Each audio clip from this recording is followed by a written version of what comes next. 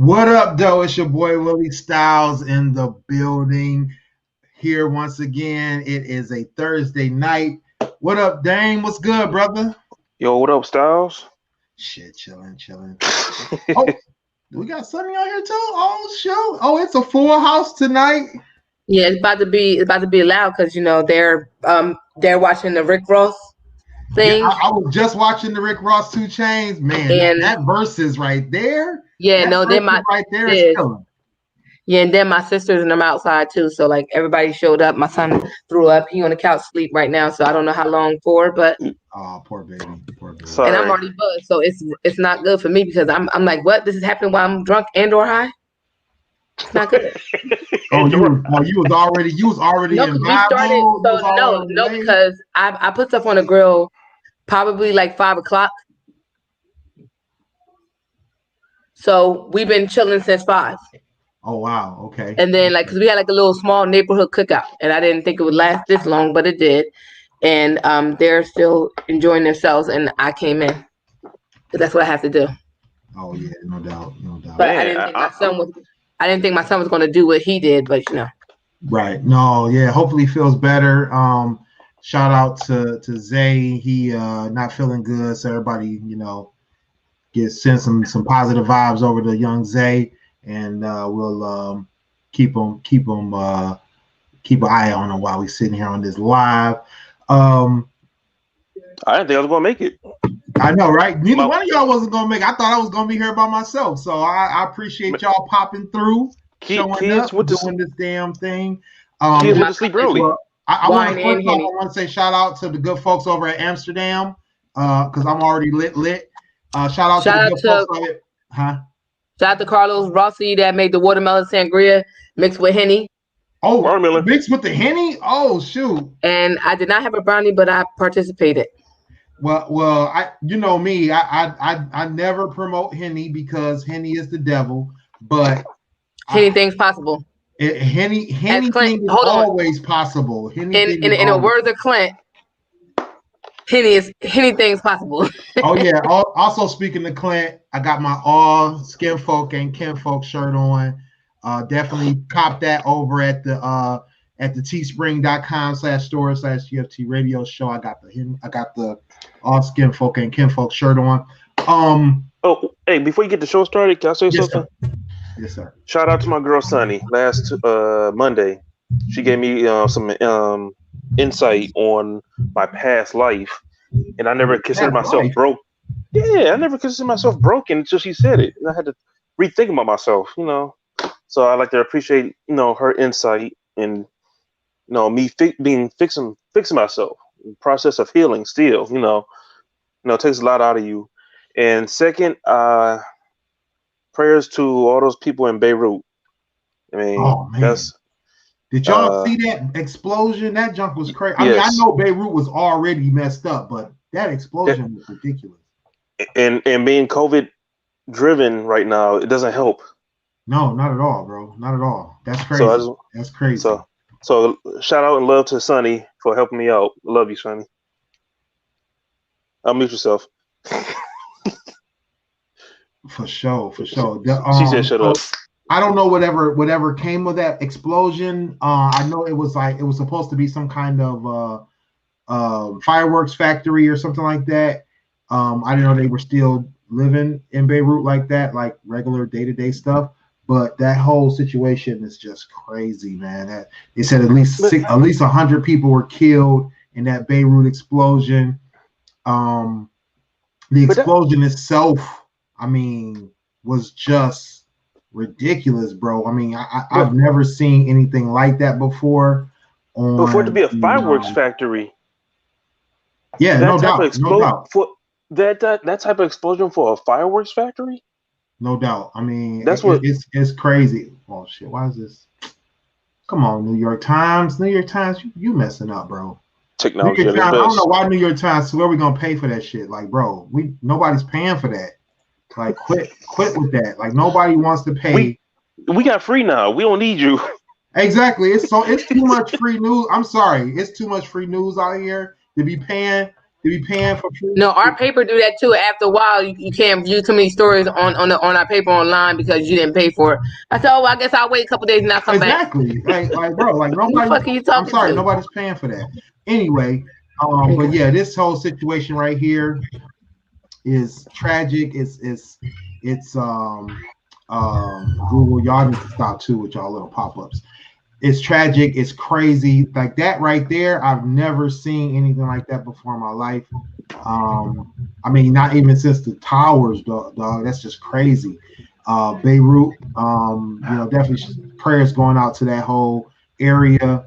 I don't know what really happened, but that's just crazy. I mean, a fireworks factory that caused that. That's crazy to me. But they showed an overhead map of the situation. That's got to be something else. They showed an overhead map of the situation, the blast area, the immediate impact. Then they showed another mile radius of the impact of shards and the blast radius, and it went out for miles. So that's what I'm like, how is that a fireworks factory? That's crazy, bro. That's crazy. Wow. The whole situation is just messed up, man. I mean, look at that. That's crazy. Beirut was already messed up, and this is what they got to go through right now. That's a lot. That's a whole lot, man. I like I said, I didn't know Beirut was actually back like that, where they were actually doing day-to-day stuff. Because I grew up on Beirut being like a war zone. Like when I was a kid, Beirut was a war zone. So I just made the assumption that it was still a war zone. Sorry for anybody that's lived in that area, that lives in that country, and deal with that on a day-to-day basis. But it's sad. Hopefully the people that did survive that are on the way to recovery. Prayers out to them for sure. So what we talk about tonight? So tonight, are we finishing last week Monday, or are we finishing from Monday, or are we going? No, we can finish whatever you want to do. Whatever you want to do. Banana pudding. I'm trying to remember. I remember the conversation Monday, but like vaguely, so I can't remember. Banana pudding. Oh, that conversation. I wasn't even talking about that conversation, but okay. Oh, sorry. My bad. Well, so yeah, where we left off at was that I wasn't good with the banana cream pie. You were good with the banana cream pie. No, and the banana split, right? Banana cream pie. No. Don't say it. Don't. We all like banana pudding. Don't say no. No, banana cream pie. No. Yeah, but we all agree that banana pudding is bomb. Or just pie, and as The Rock would say. Well, not every banana pudding is bomb, but not every banana pudding. No. So I got into a conversation. With a friend of mine. We were talking about threesomes. Okay. And we could have this conversation. Let's have this. Yeah. So I've experienced it. I know you've experienced it, Sonny. Damon, have you ever been in a threesome? No. So just clarification. I've experienced it with girls, not a guy and a girl yet. Right. No. Yeah. I've gotten head from a guy and a girl at the same time, but not like the whole full blown. Yeah. Well, that's what I wanted to discuss. You didn't do the whole porno thing. Okay. So first off, like, what was the experience? Was it a good experience? Was it a bad experience? Was it mediocre? Was it what you expected? Was it beyond your expectations? Was it? Well, which one? Which one? So no, that's the question. So I know. So I don't know how many you've been in. I've been in a couple. You laughing like I'm like how many? Because the way you said it in my brain it was like I don't know what you're doing, but listen, hey, here's. Damn. Okay, Sonny. I wasn't sure. I wasn't gonna put numbers to you. Gonna put you out there, nah. But no. Like, I mean, I'm just saying. I mean, I'm drunk, so you gotta excuse me. Why you telling? This ain't water tonight. Do you want me to take over the show tonight? This is the thing. Okay, well, hold on. Let me preface this. I was supposed to be eating right now. I was supposed to have food. Oh. I was supposed to have food on my deck right now, waiting on me at 9:55 from Uber Eats. The first time I ordered from Uber Eats, I've never ordered from Uber Eats before. And so they sent me a message like, we got Uber Eats in your neighborhood. I'm like, bet, okay. DoorDash just recently cut off our extended delivery service area. So where I live at is basically nothing out here. So our Uber Eats is limited to like down the street. So our DoorDash is limited to down the street. So Uber Eats comes in and says, we got you. So I'm like, all right, bet. So I look, they got the same extended area that DoorDash had. So I'm waiting on my DoorDash to arrive, right? And I ordered some Applebee's from 8 miles away. 8 miles. So it's not like it's that far. It's 8 miles. So food was supposed to be delivered at 9:55. Why at 9:48? 9:48. No, I'm sorry, 9:47. He got the van. He got this off his chest. My shit was canceled. Oh, that would kill everybody. They done that to me too. That tells me my order was on the way. If it was supposed to be delivered at 9:55, I live at least 20 minutes from the Applebee's. My stuff should have been here at 9:55. That means that at 9:47, my order is on the way.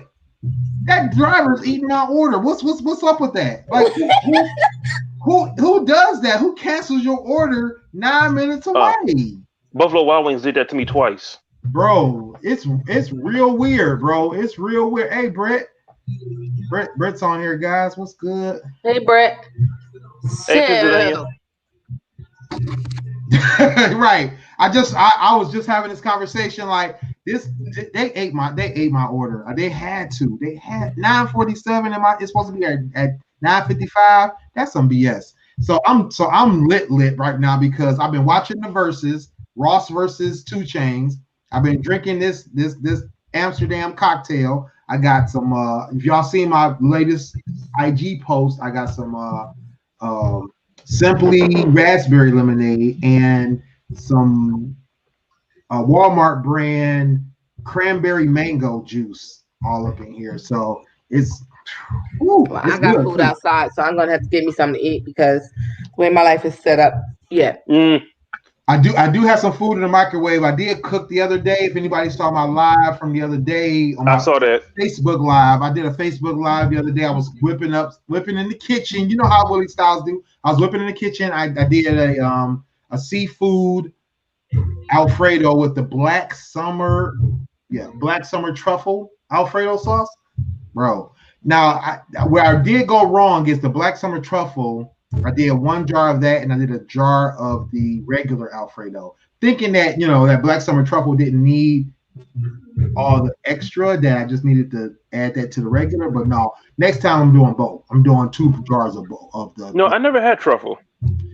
I've had it before, but I had a smaller dish that I did before, and so it was I could taste all of it. So I was like, oh, I could probably mix this with the regular, and I'm good. But no, it needs to be 2 jars of both. It's a smaller jar, but it's worth it. I had baked pork chops, some dirty rice, and some steamed broccoli. Well, we had steak, beef sausage, hot dogs, fucking. Did you say hot dogs? Yeah, hot dogs. I don't know what else we had. Chicken, and we had baked beans and tossed salad. Yeah, we out here barbecue. Okay, look out. I said we're supposed to have a big one for the whole block at some point. We just gotta pick a day. Right. Y'all had the 4th of July again. That's what y'all had. No, what happened was my people called me like, hey, let's do a cookout yesterday. And I'm like, okay, I got hot dogs and hamburger. Let's do this. My bad. Not 4th of July. That sounds like Juneteenth all over again. We started it. Yeah, we started it. Sorry. And then by the end of the night, 2:00 in the morning, somebody came back with a bag of fish, some hot dogs and hamburgers. We was out there in that bitch 2:00 in the morning. Okay, wait. So the fish on the grill was good. What's good? How was that? Yeah. So what his my neighbor, his aunt seasoned the fish. It was a little bit salty, but it wasn't bad. Okay. She seasoned the fish and wrapped it individually, and we put it on the grill. Oh, nice. Yeah, I love fish on the grill. Like I'm not a grill master. And today, we had corn on the cob too. I won't ever proclaim to be a grill master, but I have done fish on the grill. I've done shrimp on the grill, done shish kebabs on the grill, and A1 fish on the grill. Whoo, bro. And I'm mad because he brought steaks, but I have like this marinade that's like the bomb.com. Okay. And I didn't have that, so I told him I could have put something else on it, but we just did it regular. It still was good, but I think my marinade would have had it. Oh, no doubt. Okay. All right. So we got a lot to talk about tonight. Like I said, I wasn't really trying to start with the threesome thing, but we can talk about Let's get it popping. Let's get it popping. Get it popping. Okay. At least if they come in, they like, that's what y'all talk about. They might stay forever. I don't know. Who knows? No doubt. So threesome. So what was your first? Not your first. I'm sorry. What was your best threesome like? So I would, if I would say anything, it probably was the time I was getting head from both a guy and a girl. It was like probably the best situation I could have been in. I got caught off guard. I was minding my business. I left work. I showed up at my people's house, and I got attacked. Business. I got off work. I was at work. Apparently, they have plotted and set me up, and I just got off work and I went to my friend's house like I normally do. I go hang at her house before I go home, and when I got there, she attacked me, and so did he. I said, "Oh, that's what we're doing? Okay, this is what's happening." Like, y'all ain't gonna let me change my clothes, wash my ass, and nothing? Okay, so this is what we're doing. Okay. So that was probably the best one. I mean, I had a girl on girl one, but I mean, that was fine. But to me, I was missing a male part. I mean, it was fun. It wasn't like bad or anything, but I just knew, I felt like something was missing, and it couldn't have been a strap or nothing like that. It had to be the real thing. And so that didn't happen, but it wasn't bad. That was fun too. Like I'm aggressive, so I attacked. I understand. Well, I'm not. Well, I'm back to basic that. I'm aggressive when I need to be, but when it's girl, I go in attack mode. Like come here. I'll show you something real quick. Get your ass over here. So okay. I'm a little bit more aggressive, especially when they tell me, "Oh, you don't know. Oh, you're not like that." Okay, I'm not. Okay, let me show you something real quick. Let me just, because you're gonna remember me. Let me just show you something real quick and get your stupid ass out of here because you're acting dumb. So I'm sorry. So to go back, you said you did what you do with the girl again? Oh, I had a three-way with two girls. Okay. So both of your experiences were pretty good. I mean, the one with the girl, I mean, it wasn't bad. It's just for me, I was ready. Like that's the problem for me. It's like I'm ready to go, and we need dick in here at some point. Where is that at? Because I'm not like for me. It's like this is why I feel like that's why I say when Clint always asks me, "You feel like you part of the LGBT community?" Like sometimes I do, sometimes I don't. Because for me, I don't. I guess I mean I don't know what the fuck you would call me, bisexual, whatever. I don't really do labels, but for me, it was I'm not gonna do a dildo with a girl. If that's the case, we can get a nigga in here. Right. So like you're not gonna fuck me with like, oh, come here, we got dudes for this. We can find somebody. Like we can go find somebody. Like and at the same time, like I acknowledge females. I look at them, pay attention to them. Probably more than I pay attention to everybody actually, but I just don't act on it. And I guess from what people know me, don't think, oh, she like that. And it's like, oh, I don't broadcast that. It's not something I like. People that read my podcast, or watch the podcast, or read my blog know more about me than the people that actually in my actual life, unless they're watching this. And if you're watching this, I'm grown as fuck. I'm 37. I got a house and shit you can say to me. Do the fuck I want to do. And if you just not realizing that it's a personal issue, I remember. Like because like I said, my thing is whoever's watching this, I don't really give a damn. Because you know me, I've always been like my blog says, unreservedly me. I'm not gonna not be who I am. I don't broadcast. That's not something I broadcast to everyone. That y'all know that because I put it on my blog. Right. If you pay attention to the podcast, or you pay attention to me at least, you might get that. But I don't like willy-nilly say, hey, if I see a female like, oh yes, it's I'm gonna let her know. Right. That what can happen. And like I said, I'm more aggressive with females. I'm aggressive with guys. I like the guy to be in charge, but for females, I'm aggressive all the way. And for me, I can't see myself getting fucked with a dildo, and but we can find a dude to do that. Like we can, not that I want to find a random dude, but like I got somebody. We can come on.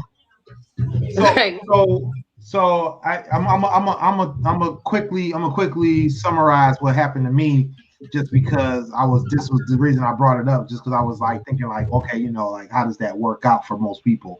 So I had a situation where I fell into a threesome, and it was not what I expected. It was not great. I've been in not great at all. Where people, because you know my rules for threesomes. What's your rule? You know my rules for threesomes. Go over the rules.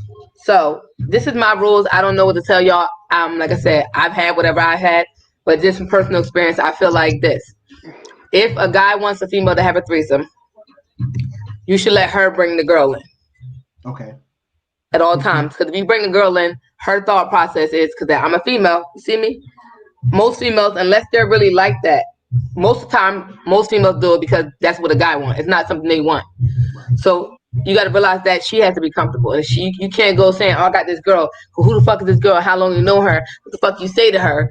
And even when you have a threesome, you got to be mindful of what the fuck's about to happen. Because a bitch gonna pay attention. So every second, every fucking thing, whether or not you touched it. Like, so if you want to bring somebody to a threesome and you barely gonna touch them in front of your girl, that person don't need to be there. Because as soon as your girl leaves, you're gonna touch on her and she gonna walk in and ready to fuck you up, because bitch, you barely touched her the whole fucking time, and now you all just like, oh, look at this. So this is why I say you should let the girl always bring the other female. If she is really about that life, she will bring someone equally or better. She ain't gonna bring no ugg mug because she worried about you being attracted to her. She gonna bring a bitch that she attracted to. Right. And if she attracted to him and you know her taste, you already know she bringing in somebody. Just if she a 10, she gonna bring in a 10. Right. What if she a 7? Well, if she a 7 and she ain't that bad looking, maybe she got some titties and ass that somebody attracted to, and it's one of your things. Okay. So that's why I say you always have to I would suggest, not that you have to do it, but I would suggest letting the girl pick the girl. No. 2, be consistent the whole way. Oh, you mean share the attention. Yes. Yeah. Share it all the way. If and then 3, lastly, not that there should be rules. Not that there should be rules.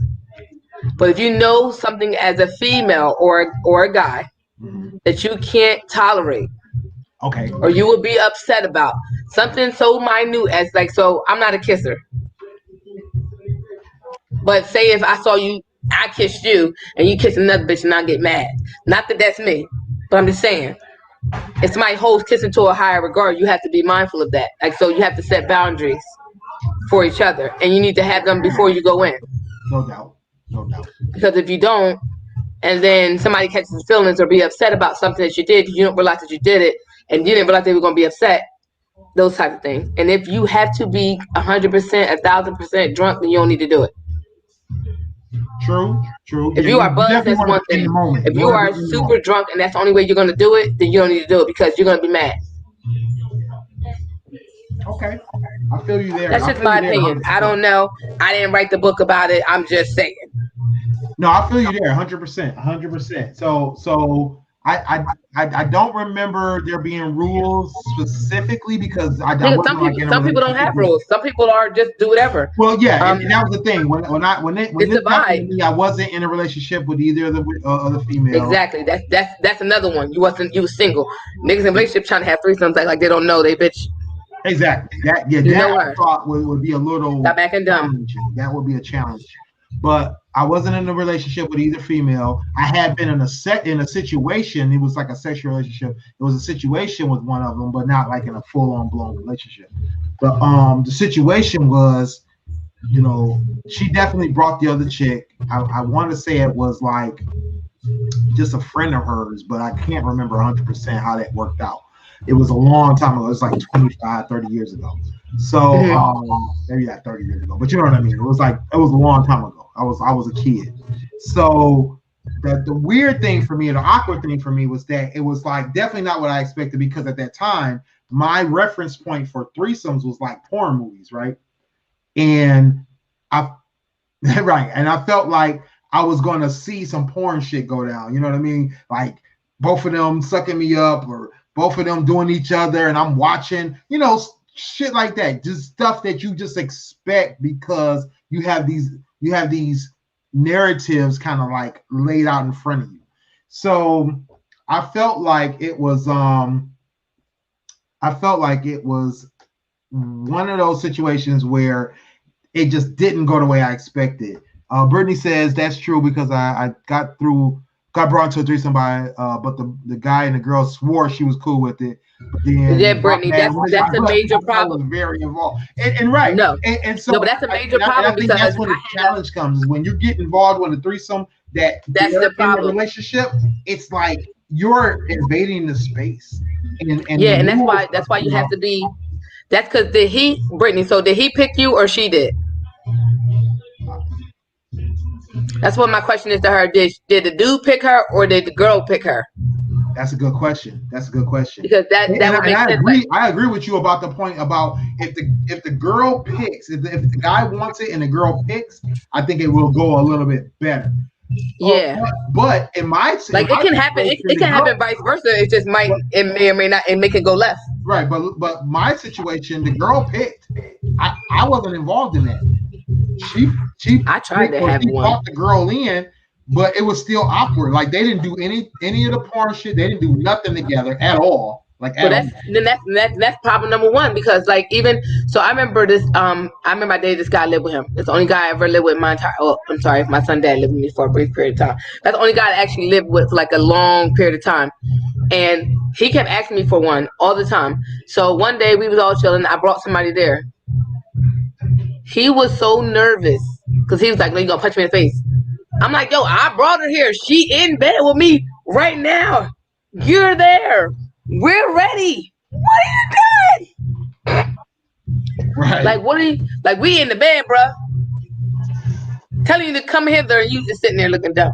Right. He was more worried about if I was gonna punch him in the face or something. And I said, listen, why was he worried about that?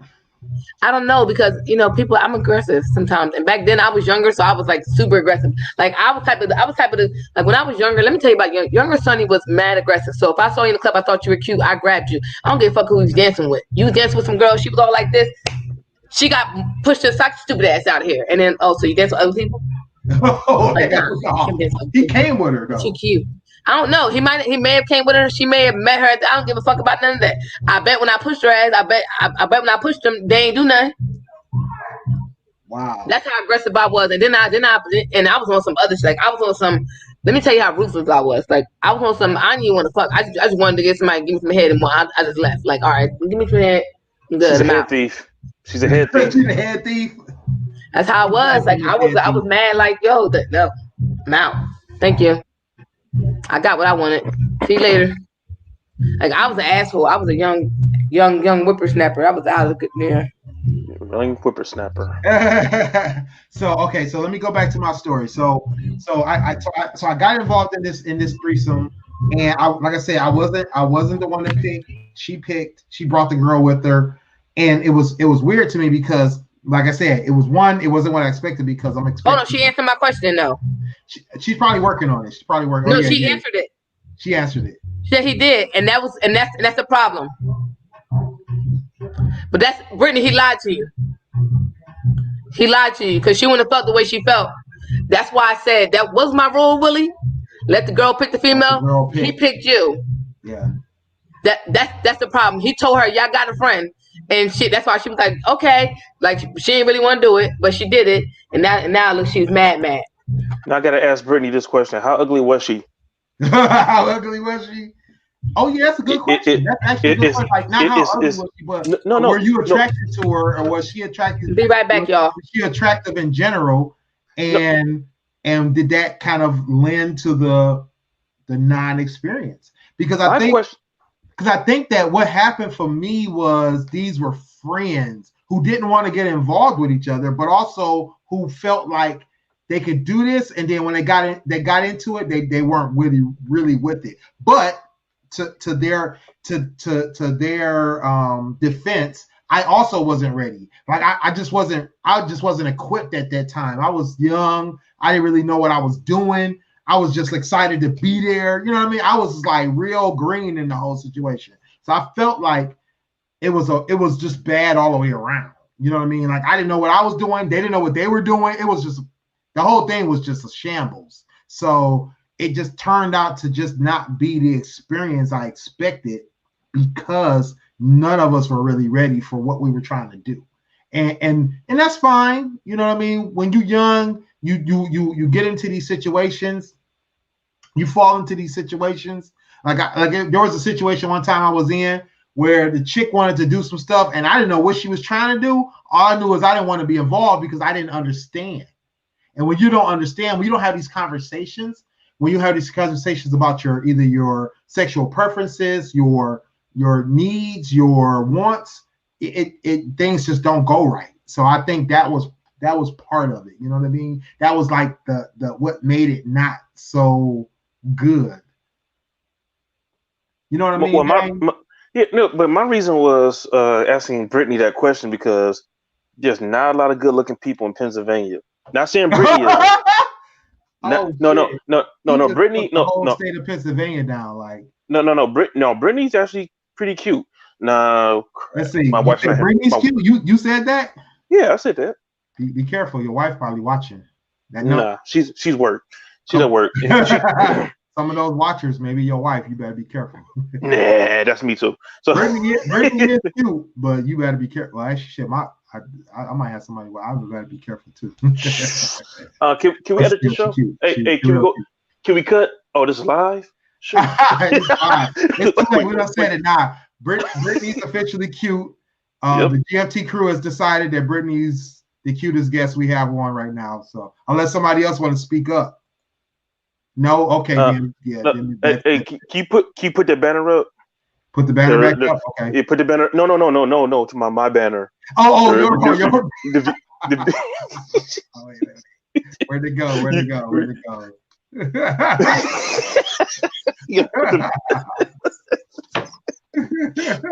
So retarded.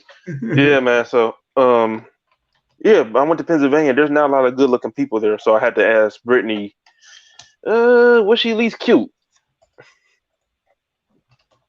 And we lost Sonny. There you go. Oh. except for Brittany, that we're giving the prize to Brittany tonight. Brittany's the cutest GFT watcher right now, since nobody else is speaking up. We have no objections. Obviously, she's winning. She's definitely winning right now. So, all right, go ahead, Dane. What you trying to say? I forgot now. You two not the only one. Said she was bomb. Damn. But Brittany also said she was better sexually. Shit. And that's the thing too, because what's the word? The competition, not really competition, but the fact of how well she's performing could make the other girl self-conscious. It can make her self-doubt, right? Now, yeah, your other co-host said that she'd be right. She had to go. Her son woke up. She don't know. She didn't know if you saw that or not. My thing is, who was taking the lead in your threesome? Right. Well, and see, in my situation, it was nobody took the lead, and that was the problem. I think is that nobody took the lead. Like I said, I wasn't ready. I didn't know what I was doing. They didn't know what they were doing. We were just all kind of like, let's just do this and not know what we're doing. That, I guess you had to probably fake it. Now, you probably had to fake it. Oh no, I mean, if it was now, I would be better. I would probably take the lead because in that situation, I would take the lead just because I know better now. But I think that I think part of it was youth, right? We were young. I was like 20 something, like 22, maybe 20, maybe 23. And I don't really know if I really was experienced enough to understand what was going wrong. I just knew at the time it just wasn't right. No, I got you. Because I didn't have a threesome per se, but because Dame had a threesome, he don't want to admit it. Oh, go ahead. I'm sorry, I'm listening. My bad. There was no intercourse involved. That's fucked. I'm sorry. That's wrong. That's wrong on viewers. No intercourse. I had intercourse. There was intercourse involved. I intercoursed both of those women in that threesome. But go ahead. Keep going. See, but with my perv mind, I would have made something work in your situation. I thought so too. See, that was the thing. I thought so too. And I mean, like I said, it worked in the terms of, yes, there was intercourse involved. There was a lot of sexual interactions. There just wasn't a lot of good sexual interactions besides like maybe one or two different things that happened. There was one or two different things that happened that were okay, but the rest of it was just like awkward. It was weird. It just didn't go the way we expected. And like I said, I think part of that was they weren't involved at all. They couldn't get involved with each other. And then when it was the three of us going, it was very one-sided to a point, like one-sided to one person each time. Like it would be like one of the women would get attention, the other one wouldn't, or I would get the attention, and you know what I mean? It was never like a cohesive thing going. And I think that was like what we were missing, was that we just didn't understand what we were doing in that regard. Y'all was making a B-rated porn. People are listening that are younger and that are trying to do something like that. Just keep in mind that, you know, sometimes you just got to have that experience to really understand what you're doing in a threesome. The rules that Sonny laid out, understand that those rules are important sometimes, because you will cause conflict or you will cause awkwardness because of the fact that you may have gotten the wrong threesome going. You might have gotten the wrong situation going. Or, you know, I mean, from what I've learned of, you know, being older now, it's like sometimes you're just not ready. You're just not, you know, you shouldn't do it. Or you just shouldn't do it at all. You know what I mean? Especially if you're in a relationship. I now at this point feel like if you're in a relationship, don't get in a threesome with your relationship be and somebody else, because that's a recipe for disaster. Because usually there's going to be hurt feelings. I mean, if it's a guy and two girls and the guy and the girl together and the girl picked and the girl suggested it, that's maybe different. But a friend of mine came up with a situation where he was the guy in that situation, and his his wife at the time turned out to be bisexual, and he didn't know. This is not about me. I didn't have it. Wait, not me. Oh, no, not you. My bad. Right. But no, and the situation, you know, be it that it might have seemed like it was like, oh shit, you know, this is dope as fuck. We set the mood. No, and that was the problem too, Ezra Torrey. No, we didn't even set the mood right. We was terrible at this. Like I said, we were young. You got to give it to us that we were young. To my point, we were very young.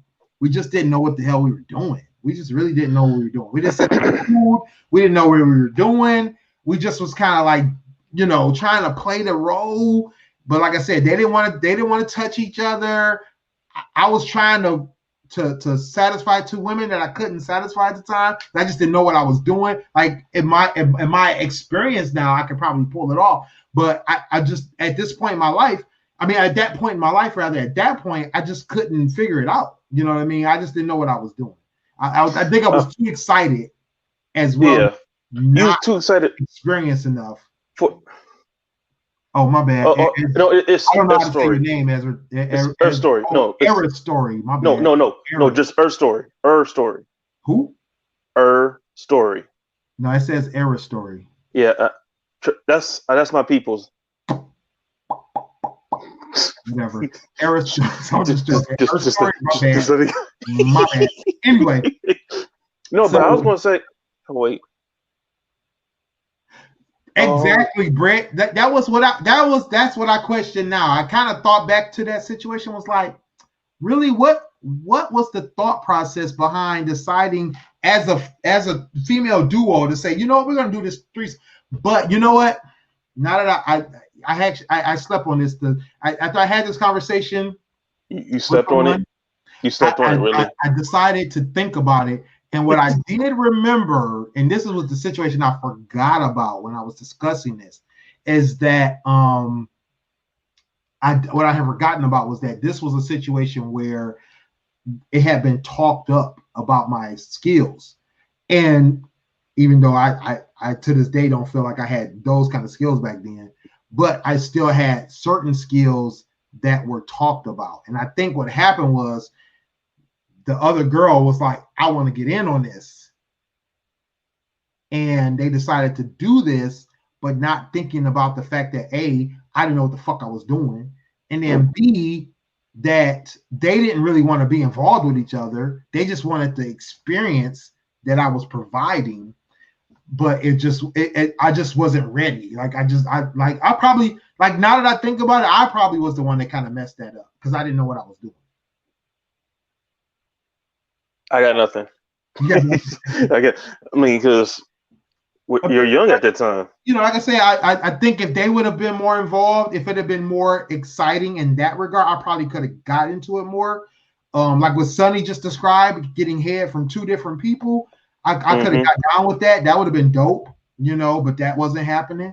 I think getting more of an interaction between the three of us at once would have been more interesting. That wasn't happening. It was more of a one-on-one thing. Like I was having missionary with one of the chicks, and the other chick, she was a little bit more into it, but she just still was like, it was just me and her. So I think that overall, it was just an awkward experience. I think just basically should have placed. You know what? That might have helped. That might have helped. Her story. You're right. That might have helped. I didn't even have music playing. I mean, you're right. The whole setup was bad. The whole premise was bad. I think it all was just bad in general. You know, I've been in other threesomes after that were like way better, but only because it just was like we knew what we were doing, you know, and we had a mission. It was like a mission. So when you have a mission in focus, like I'm going to do this, I'm going to do that, and we're going to both be doing this, and all three of us going to be doing that, you know, it becomes different. But when there was no mission involved, there was no understanding of what was the idea or not idea, what was the what's the end result. If there's no end result, you know, you end up with like nothing. You end up with a bunch of awkward people sitting around doing nothing. What I found out is that when you force stuff, like in our situation like that, it doesn't end up well, because it doesn't end well. Her story. You got the threesomes on lock or something? What's up? What's going on? You know what you're doing? What's your story? Her story. What's you must have had a good one, because I obviously was doing it wrong back then. I obviously didn't know what the hell I was doing. You already figured it out. Go ahead, Dave. My bad. No. I was taken back by that. So. No, you just, when you force things like that situation, when you try to force, especially sex, relationships, when you force those type of issues, it can never come from any good can come from it, because it's forced. It's not right. No doubt. So I think that's probably why I never had a threesome. And I still don't believe Damien, but whatever. Okay, cool. Me and Dame have a very I don't. We go back. We just go back a long time. So that's one thing. Listen. One of my peoples I was in a relationship with said that they were willing to have a threesome, as long as they can have their threesome as well. You mean, really? far as wait, hold on, go back. You said what? we can have a threesome, me, my girl, and I was gonna pick a girl. She said, "Oh, we can have a threesome." I just came to say bye. Bye, Sonny. Hi guys, I'm sorry. See you in 4. I got a cranky kid. Clint, what's good, baby? What is good? What is up? You gotta say hi first. She left. No, but yes, the irony is huge. Our story, the irony is huge. Clint was good, baby. Shout out to Clint. He's taking care of some business, so he can't be on right now. But shout out for looking in on us, making sure we do it right. Clint is in Europe on his yacht, chilling. Probably so. Knowing Clint, on a new beach with a glass of wine. Right, exactly. He's got the rosé turned up. He's got everything going good. Yes, that's his train. Let's go back to Brittany's question. She said it's two guys and a girl just called. In a way, yes. In a way, it is called a train. It turned not technically. Socially, it's called a train. Me and the fellas, we call that a busto, or we call it running them. Not that it's anything bad about the situation. You know, it sounds bad connotations, but it sounds bad. Right. It sounds worse than I've been in a couple of those. It is what it is. But technically, it's still a threesome. You know, if it's two guys and a girl, it's still a threesome. Generally, you don't have any interaction with the men because usually in that situation, the men are just there to just both satisfy the woman only. In the situations I've been in, it was purely satisfaction for the woman. That's why we call it a train, because choo-choo, we jump on this train and we jump off. So, but my story though, she wanted her threesome like me and another dude. Now I'm like, my ego. Now this was a chick that you had been with, or this was a yes. Okay, yes. Okay, gotcha. But my ego was like, oh, I can't see no other dude doing my girl, so it's like. Yeah, see, and I've never been with a chick that I was like in a relationship with. I've never been with a chick that in a relationship with that it was like her saying I want a threesome. Now there's now Amtrak. That's what we do. So now, and I don't know if that's a black thing or if that's a everybody thing. I mean, but I've never met white guys that have done trains before. I've never heard them say that. But you know, white guys normally do threesomes. Black guys do trains. I've never. So anyway, so I've never been with a woman where I where I've had her say, "Hey, I want to be in I want to be in a threesome." But you've never Wait.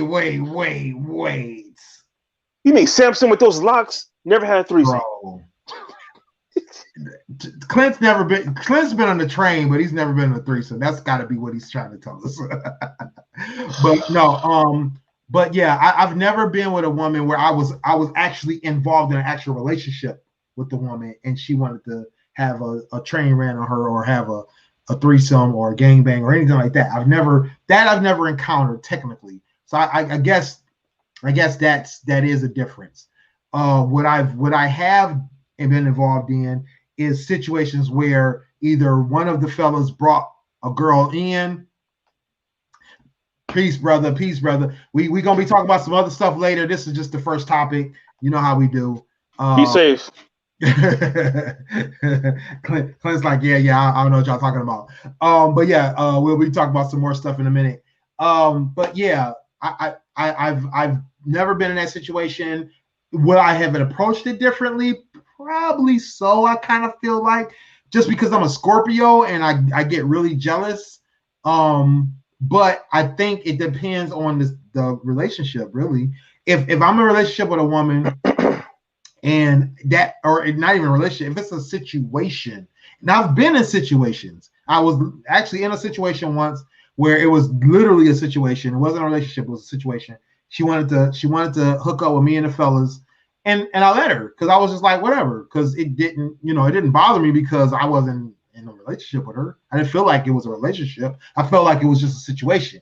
So I felt like it was not in my best interest to deny her. Also, I didn't feel like it was my place to judge her. I didn't really feel like I was judging her. I was like, you know what? You want to do this? That's fine. You know, I don't care. You know what I'm saying? And when it was done and over with, I still didn't care. It didn't bother me at all because it was a situation. It is what it is. You know, I've never felt attached to anyone I was in a situation with to the point where I felt like I had to be possessive or judgmental ever. Mainly, and it has nothing to do with like respect level, like level, anything like that. It's just more of my personal feelings behind that person. Because I felt like if I'm in a situation with you and you're and you're interested in doing things that I probably wouldn't like with a female that I'm in a relationship with, then I have no problems with that because you don't owe me anything, I don't owe you anything. Right? And it becomes a matter of do I allow you to be you versus what I want out of it. And if I'm in a situation, then it doesn't matter. You know, that's how I got in my last few relationships, though. Letting people be them, because I'm just hanging out, excuse me, doing me. I let them do them, and I get comfortable with them. You know, things start progressing slowly. You know, as far as, you know, your likes and dislikes. You're like, oh, she likes the same thing. You know, start hanging out more and more. So that's how I don't force my relationships with anybody. I've never like, yeah, we're gonna get married because we start dating. You know, right? You know, some people, they gotta have that marriage title, husband/wife. Right, no doubt. And so that's why I don't force anything at this point. If it's meant to be, it's meant to be. I've been burned so many times trying to force certain situations to happen. I remember I was obsessed with this one girl I thought was feeling me when I was younger. I was like 18, something like that. You know, she kept going out with me. I'm like, yeah, we're gonna hook up. You know, we're gonna hook up later on in the future, right? You know, it never happened. Right. You know, when it didn't happen, I was kind of hurt. You know, that was my first true heartbreak. Had to come to realization, you know, grow up real quick. Like, some people just don't have the same priorities, even though they spend all their time with you. Right, no doubt, no doubt. So while you're up there typing in your sorry about that. Yeah, I had to. No, I know you to a text message. So, were you about to go on another topic there real quick? Oh no, I was going to ask you what was up next. I get it going for you. So, no doubt. So, you didn't watch the Verzuz tonight, did you? Actually, I kept in on social media. One person said it was boring. So yeah, so okay. Let's throw this out here real quick. So yeah, I was on the Verzuz tonight. I was watching via King Blitz. Shout out to King Blitz. In his YouTube stream, I had it up on my big screen. Shout out to Britt. I had she had sent me the notification that it was on and popping and it was ready. Shout out to the fellas. We were talking. I had sent them the link and everything, and we were going back and forth about a couple things. But yeah, basically, Rozay versus 2 Chainz, Rick Ross versus 2 Chainz, was on tonight on Verzuz. Brittany said something different. You said Brittany said something different? Yeah, compared to the person who said it was boring. Well, okay, so early on, the Verzuz was kind of boring. It was just them two just kind of sitting there. But as it progressed, it got better. It definitely got better. So what you may have seen early on in literally the first hour, it was like they were just literally just kind of sitting there. Chains was kind of throwing some tidbits out here and there, not really much, but like a little bit. And so it was what it was. But between the songs and then them, doing some cameos on the verses, between them talking about different situations, and then I think it was Ross first that had 2 Chainz actually did 2 or 3 verses that were never released on songs that we've heard before. Ross did I think 2 songs that he did unreleased verses on. It was a hot verses, man. It was hot. It was like they had, this is what killed them. This is what made it one of the best ones ever. 2 Chainz did the Brett, help me out with the song he did. So 2 Chainz, she said it fit their personalities because they're so rich and laid back. And they are. They're very laid back, they're very bossy, they're very, but what was she said I felt like it was too poor. I was too poor to be watching this because they were big, they were definitely killing it. But what was really killing it on this verses is during one of 2 Chainz songs. Now I'm drawing a blank of what the song was. He brought the strippers out. I think it was the Bands That Make You Dance song. He brought the strippers out, and there were strippers on the verses, dog. It was crazy. And he made it rain. He had the money going. He was throwing the money out there. He had the strippers out there twerking and throwing it in a circle. It was crazy. Britt said, "Yeah, I love them strippers. I love them strippers too." So it was crazy. So that right there, bottom line, that won that round for 2 Chainz. Another live spot was literally for a whole song and a half. Rozay was getting a massage, dog. He literally got a massage. A girl came out and gave him a massage on the spot. That's some boss stuff right there. That's literally boss shit right there. Like, who gets a massage during the verses? A real massage too. Nothing fake. Now she just came out and just blah blah blah and then walked away. No, she literally gave this grown man a full-on massage. What we didn't understand was he took his shirt off, right? And you know how Rick Ross is. He got the man titties hanging out. He got the stomach kind of flappy, but it's because he done lost like 150 pounds. The brother is skinny. He's sitting out there. We're wondering like, okay, he done took his shirt off. Maybe he hot? We didn't understand what was going on. All of a sudden, this chick comes out and starts giving him a massage. And at first, we're like, okay, interesting. Next thing you know, she got the oil going. She giving him a full-blown massage, dog. A full-blown massage on the spot while he doing the song. He literally rapping the song while he getting a massage. Who does that? Nothing but bosses. Nothing but bosses. It was wild, bro. It was wild. So he got a massage during the verses. 2 Chainz had strippers come out. He threw the money. He had it raining in the studio. It was crazy. They had Timbaland come out. They had Timbaland bouncing to it.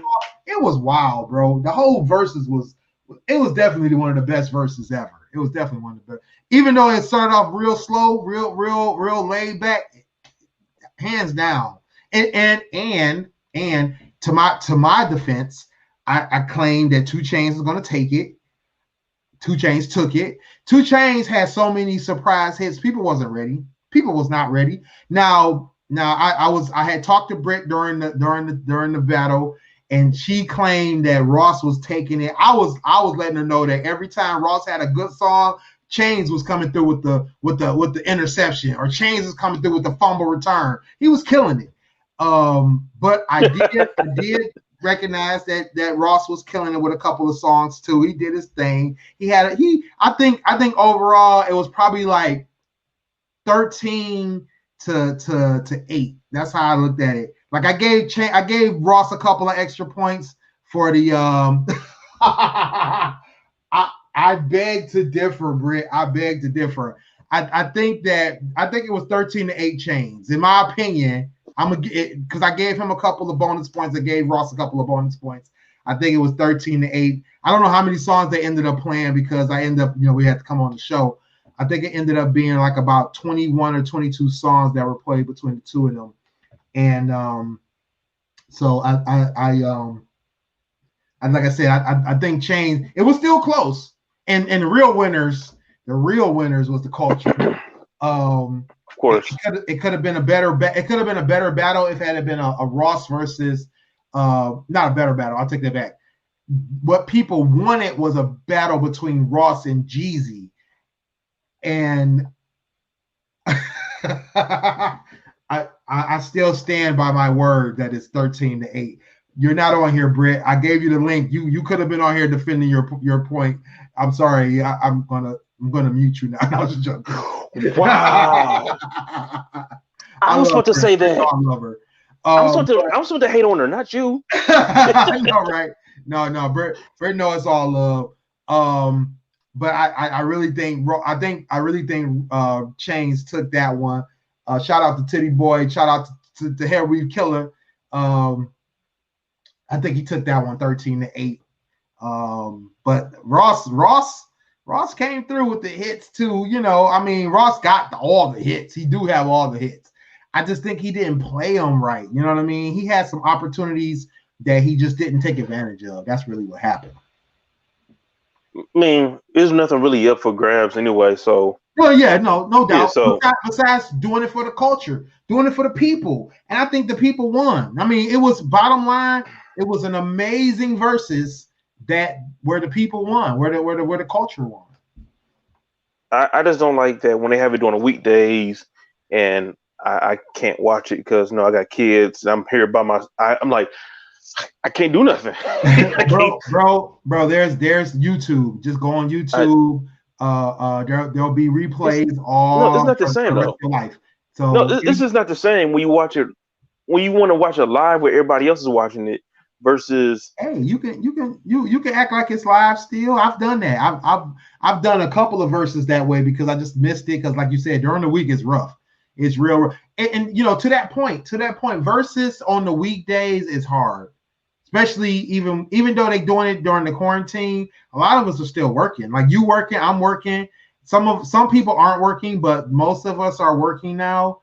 And I've been working the whole quarantine. I haven't had a day off, besides the weekends. But I haven't really had an actual break during the quarantine.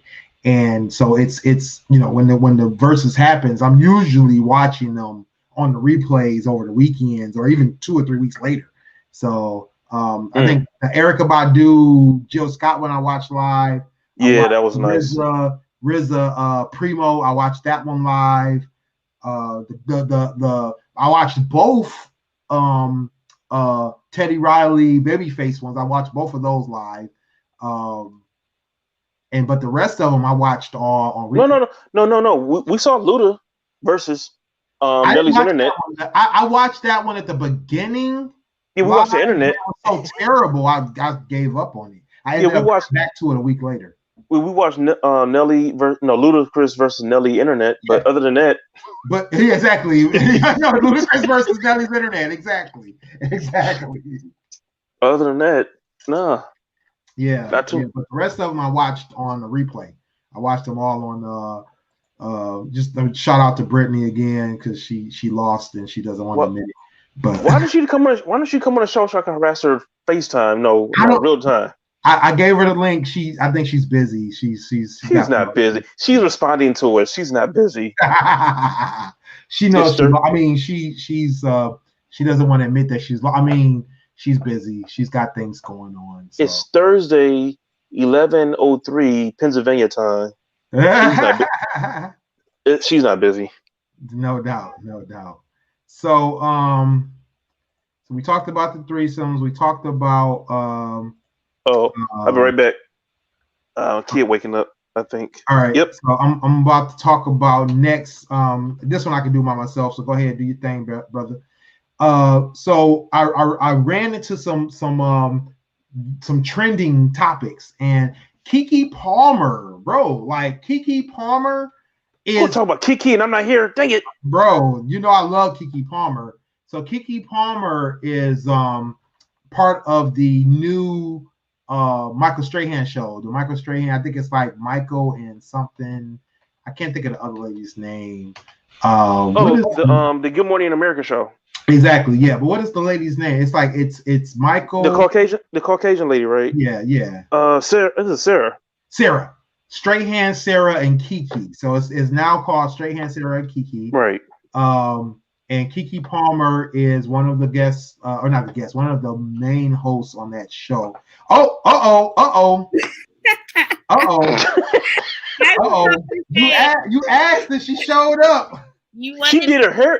She did her hair and everything. She got her wig. She got a good wig going for us. I appreciate that. Okay. Oh shit! Hold on. You wanted it was so bad. I cannot believe you would be lying like this on here. But we didn't have. We said you're the best good looking guest that we've ever had. We didn't lie. Thank you. I appreciate that. Well, okay. That's the beautiful Brittany. She's on the show with us tonight. Wait, she's your queen to be. Dame said that she's the one. All right. So Britt, so you claim that that somebody other than 2 Chainz on that versus. Because you're in Pennsylvania. 20 years ago, I was in Pennsylvania. Were you in Pittsburgh? Yes. Oh. If I would have took a left instead of a right, I could have met you. So anyway. Damn. Okay, Dame. Oh wait, I'm married. Yeah. Anyway. Dame trying to get yanked up in here. Oh my god. I'm married with kids. I ain't fear of death no more. True. What part of Pittsburgh were you in? The Blue Hill. The Blue Hill? You're lying. I never heard of that. Oh, damn. Next to the Dave & Buster's? Down the street from Dave & Buster's, right where the Blue Water Bridge or something like that? Waterfront? I mean... Yeah. Probably down the street from there. I still remember the address. Theater? I'm sorry? Is there a movie theater? Are you lying? No, I'm not lying. Not lying. Dame over here naming old spots because Dame old, so you gotta. And I'm still younger than you. Oh. But I look better.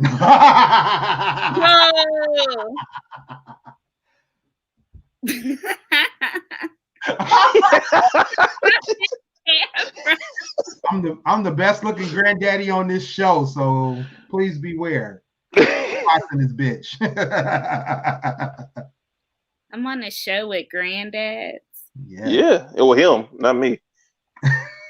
I just started my life. I'm a newbie.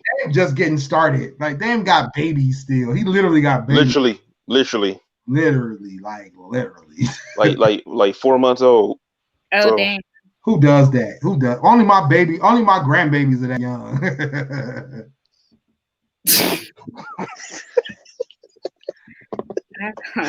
I'm trying to look up the address for you. He trying to look up addresses. Damn. Anyway, so let's go back to the verses. So Britt, let the people know what you thought about verses tonight. How you felt it went. Well, Rick Ross won. Like duh, he won. And because here's the thing, Ross had so many more songs he could have did. Like 2 Chainz was running out of songs. Wait, hold on. We're not talking about what he could have did. We're not woulda, coulda, shoulda. No, 2 Chainz was running out of songs. That's why he kept being like, "Oh, I think it's almost over." Though Ross was like, "No, come on, let's keep going." Because Ross didn't play none of them good songs though. Yes, he did, but he could have played more. That's the thing, though. What else could 2 Chainz have played? Like he was running out. He had some Khaled features. He had some Khaled features. He had some Drake features. He had some. Oh yeah, I forgot about that. Shout out to Drake for winning the vote. Because it was basically like Drizzy versus Drake. Exactly. This whole versus was Drizzy. No, it was Drizzy versus Drake versus Lil Wayne. It was the whole thing was a Young Money fiasco. Kanye. Versus Kanye. Exactly. Yes. Like exactly. it was a whole bunch of features. Right. Well, I mean, and see that was the thing.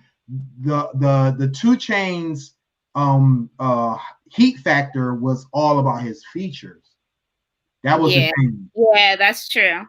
I mean, a lot of the songs that Ross played were generally off his albums. Yeah, that's what I'm saying. Yeah, and I give you that. Chainz mainly had a lot of features. He did a lot of one-offs. He did, like I said, he did 3 verses, the 2 hidden verses that Ross did, because he had 3 songs where he was like, oh, this is verses I didn't actually get the release, and so you're getting an exclusive, which kind of is cheating when you really think about it. Yeah, because we can't play that anymore, right? We don't get that opportunity to play that unless we have a live stream that we can replay. But past that, there's no evidence of this in the catalog. Literally, I feel like that's all 2 Chainz did was features.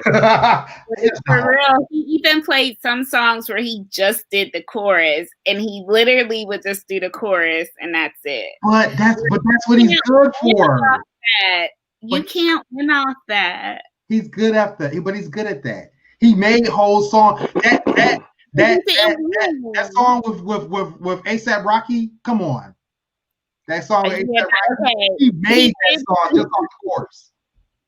He did win with that, but you can't win the whole competition off just features. Like, you can't. 2 Chainz just proved you can win the whole verses off of features. And off massages.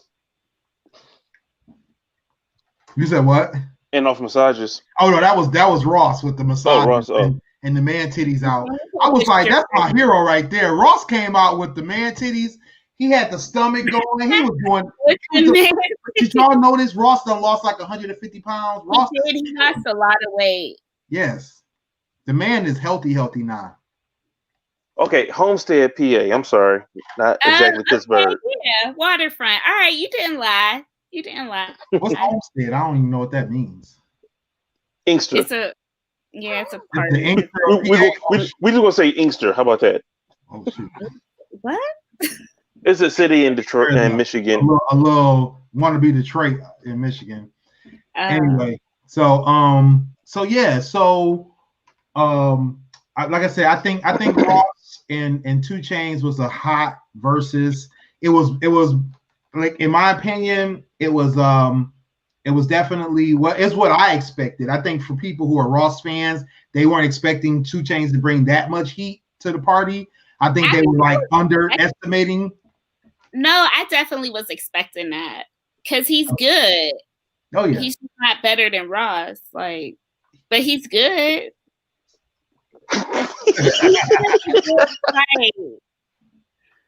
All I know is, in the end, I'm going to win in this situation. That's all I know. But anyway, because you're the host doesn't mean you have to win. Exactly. Thank you. Just because you're the host doesn't mean you have to win. No, there's other reasons, but that's cool. But yeah. So I don't know if y'all heard about my girl Keke Palmer. Keke Palmer won. She's winning.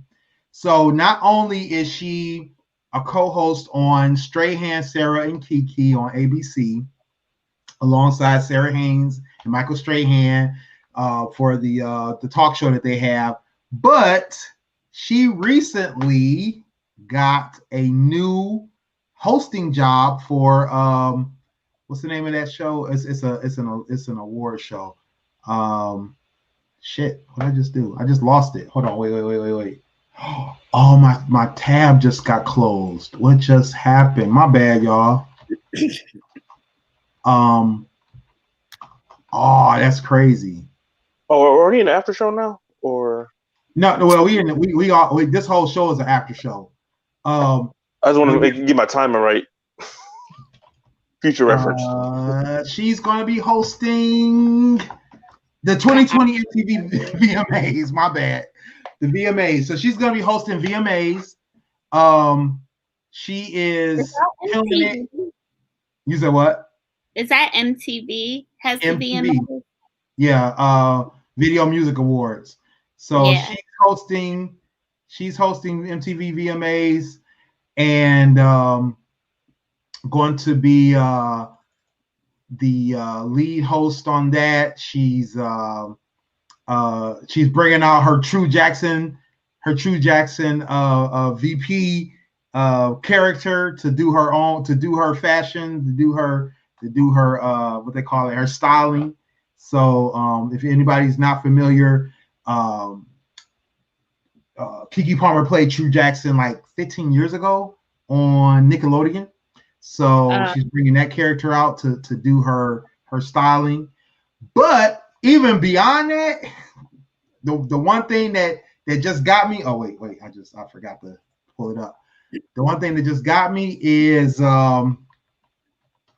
she's also going to be joining the cast of the all-new rebooted Proud Family. So she's also going to...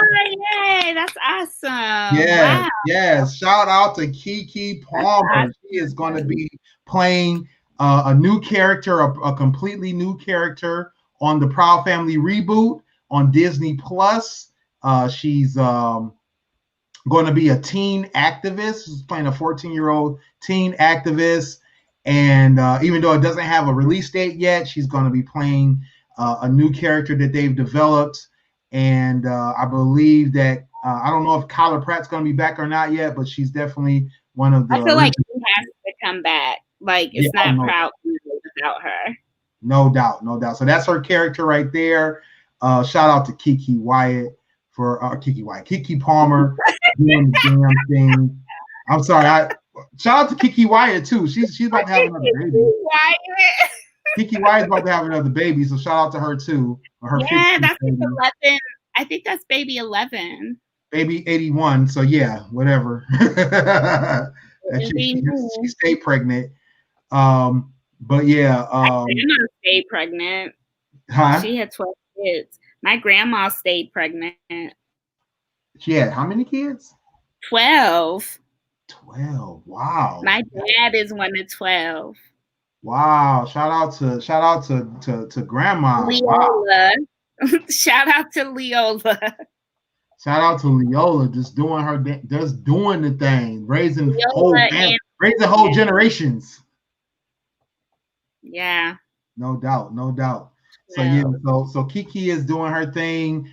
Definitely looking forward to her, doing the thing. Now Keke is one of those real ones, right? Because she always presents herself as herself. She never hides anything for the camera. She definitely, she's definitely herself when she's in front of the camera. At least the way she presents herself, it feels like it's her. She feels real. I love any artist that can be 100% them, authentic. Yeah, they're just super authentic, and like she's never trying. She just is who she is, and I like that about her. No doubt. I mean, her, Tiffany Haddish. That's my girl. Yeah, before she cut her hair. I love Cardi B too. They all of them. They definitely do their thing when it comes to being real, being themselves. They don't hold back. Aquafina. Shout out to Aquafina. She's is that a name? That's Aquafina, the girl from Crazy Rich Asians. Oh, okay. Yeah. She's got a new movie coming out soon too. I think she's in a Marvel movie, if I'm not mistaken. Hold on, I'm gonna bring her up real quick. Y'all know Aquafina. She's Asian. She's up and comer. And you know Aquafina? Yeah, she done did some big things. So yeah, that's Aquafina right there. I'm trying to remember what movie she's about to be in. What is the movie? I literally just saw her on the Instagram video, not Instagram, YouTube video talking about her newest project. But yeah, I think she's in a Marvel movie, a new Marvel movie. So that's gonna be dope because Awkwafina's mad hilarious, real. She definitely doesn't hold back. Real name is Nora Lum, but she goes by Awkwafina out in these Hollywood streets. So Wait, so I thought when you said Awkwafina, you're talking about Rashida. You know Rashida off Love and Hip Hop, the rapper, because she got that song and she be like, "At that Awkwafina, make the boy wanna wife me." Wow! I thought you were calling her Awkwafina. Oh no! I don't keep up with the reality shows, so I don't. I know who Rashida is though. I know Rashida. Yeah, I do know Rashida. She's old school. I remember Rashida from back in the day. So. Oh, she's going to be in the Shang-Chi Marvel movie. Yes, Shang-Chi. She's going to be on Shang-Chi. Yep, no doubt. She's playing Shang-Chi's love interest. If anybody's familiar with the Marvel movie Shang-Chi and the Legend of the Ten Rings, he's continuing the story of the Mandalorian. The Mandalorian was from the actual Mandalorian. Huh? The actual Mandalorian.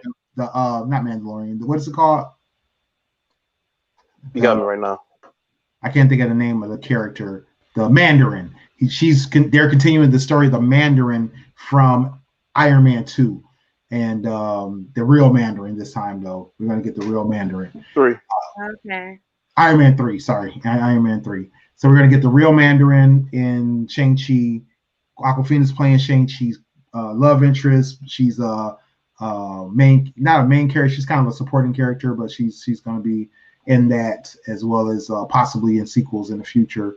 So, shout out to Awkwafina for doing her thing too.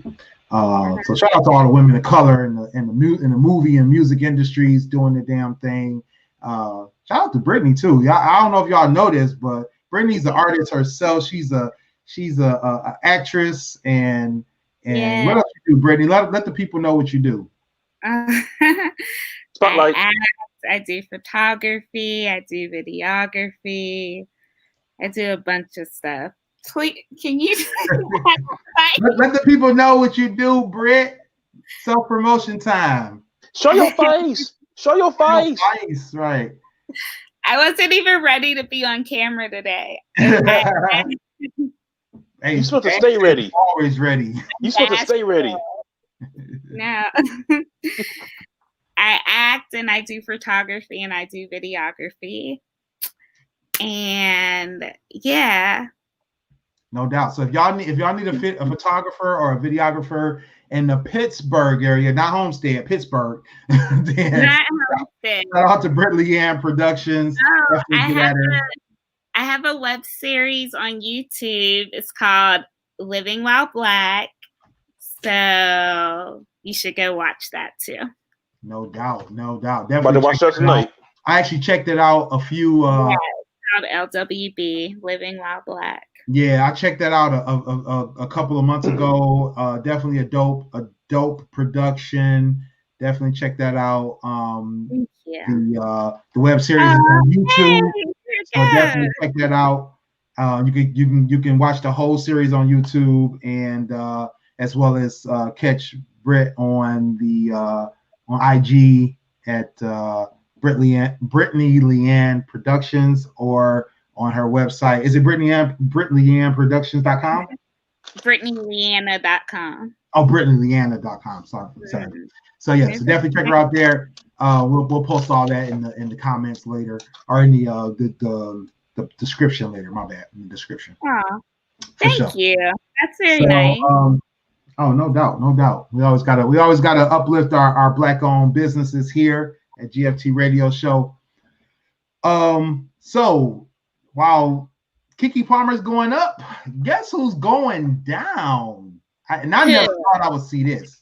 This is crazy to me because when I saw this, I didn't really realize what was really happening. All I knew was that, I saw that. Yeah, this was one of those ones that was like the shock of the year for me because I just thought these people were untouchable, and mind you, black New York Attorney General said, "Fuck that! I'm not allowing them to be above the law." So, New York Attorney General, oh shit, what is her name? I should know her name by now. Much as Letitia James has sued the NRA and is planning to dismantle that whole organization. Like, whoa. She's going after them. She says that is because of their practices in terms of how they've been siphoning money away from the because they're basically a charitable organization, right? They're basically a charitable organization. She's saying they're taking advantage of that. And so her plan is to dissolve the NRA because they've taken advantage of the people's trust and the fact that the public is looking for them to take care of them. But she says that the money that's being donated to the NRA is being used to kind of basically fund the senior officers and the senior leaderships to fund their pockets. So and white supremacy. Say it again. I said and white supremacy. You know, every time that's like can be another topic. Whoa. What happened?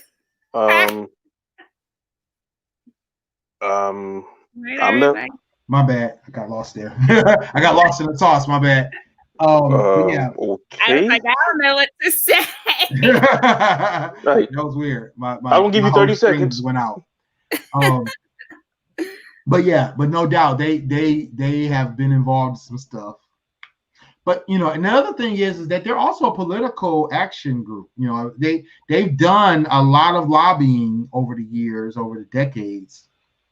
And I guess I have to question what was the action that they did that kind of brought that attention, because you know we've always known that they have been heavy into political action. You know, they've done a lot of lobbying. They've gone to different senators, different Congress people, and have done a lot of basically bribing them. I mean, it's legally okay the way they've been lobbying, but it's basically bribery in terms of how they've affected votes to aid gun rights. It was legal bribery. That's what it's basically doing. But to their point is that how does this affect their efforts for gun rights versus their need to be a charitable organization? You know, how does that all get affected? You know, so I mean, if she dissolves this, do we have to or do we end up with other groups having to figure out how to become gun right activists or gun right pushing the gun rights agenda going forward? You hear that? It's Charleston Heston rolling over in his grave right now. Oh damn! I'm sorry. That's all I had. Because I think because this was transpired over the last 7 months now. Yeah. With the killing of black people, actually for the last couple of years, with the killing of black people and people of color. I'm sorry, I don't want to just say blacks. They have been losing support because you see when white people have guns and they like, oh, you have to fight for their rights to have guns, but when a black person dies from gun violence, silence. And it was just like a lead up. This is like a big lead up to this very moment. And I think they saying right now it's enough is enough. They went after Hollywood. They gonna come after NRA eventually. Yep, and it's about time, honestly. Yeah, I think they had it reverse. But you know what? It's a lot of stuff that goes on in Hollywood that's never really been talked about. Like I saw this one post. I'm not trying to go off course too much, but Corey Feldman. Remember, he was an activist against Hollywood, talking about telling the story about his friend killing himself because he was sexually molested as a kid. Right. Mm-hmm. And somebody wrote a nice story on Corey Feldman, like we owe him an apology because he been calling out for these people being pedophiles for years and nobody believed them. They just, shrugged them off. They swept that under the rug. Yeah. Yeah. Mm-hmm. Yeah. So this is the same thing. Like NRA been shrugging off. People been shrugging off NRA's non-existent, being complacent with people of color being killed, and now it's coming back to hurt them. Okay. That's my thought. Yeah. No. I feel you. I mean, it's kind of the same argument that people have been having about feminism, because Black women have felt left out in the feminism fight for decades. Absolutely. Yeah. I would have white girlfriends try to invite me to feminist rallies around Pittsburgh, and I wouldn't go, mainly because it's like, we're not fighting for the same things. Like, y'all have y'all own agenda and it doesn't include me. So, like, I'm not going to go to your shit. Mm-hmm. They actually had an episode on Blackish about that, when Bo was invited to a feminist rally and feminist empowerment, but her and her daughter was the only 2 Black women there. Yeah. And their parties went like totally separate when they got to certain issues. Mm-hmm. Yeah. No doubt. And it's not, I've been doing a lot of re-educating myself on a lot of things, and over this quarantine, like, Black women have been excluded from a lot of issues that's been taking place, like being feminist. Black women were excluded from that. White women just took all the credit for it. It's like Black women are the driving force behind a lot of things. Civil rights. And, I mean, they're the unsung heroes of the civil rights movement, and even the Black Panther movement. Yes. There's a lot of examples of Black women who were leaders in the civil rights movement, but they weren't given recognition. The recognition went to the men. They went to the men pastors, and went to specific people. Even in the situation with the Montgomery bus boycott, that was, even though most people recognize that as being something that was spearheaded from the actions of Rosa Parks, it turns out it wasn't. It was actually a young lady who spearheaded that, 15-year-old young lady. Damn, I can't remember her name right now. I'm about to pull it up right quick. But the situation was really the young lady who actually started that. It has nothing to do with even Martin Luther King or Rosa Parks. They picked and chose who to spotlight in these situations. That and Claudette Colvin. I'm sorry, Claudette Colvin. That's her name. She was the one that actually was the first to refuse her seat on a bus, and was the spearhead for that. The only problem was she was young, 15 years old. 2, I think she was either pregnant or she was pregnant by the time things had kind of popped off. They found out she was pregnant, so they didn't want to have that image in the spotlight. Yeah, so they wanted a more pragmatic woman that was in the spotlight for that one, and they chose Rosa Parks to be the figurehead for that. So Claudette Colvin, shout out to her, and her 9 months before Rosa Parks did it, she was the one that did the denied a white man seat on the bus. And there was women who gave, it was like women sort of give speeches at the March on Washington with Martin Luther King. There was one woman who was on the sideline. They showed a nice picture of her.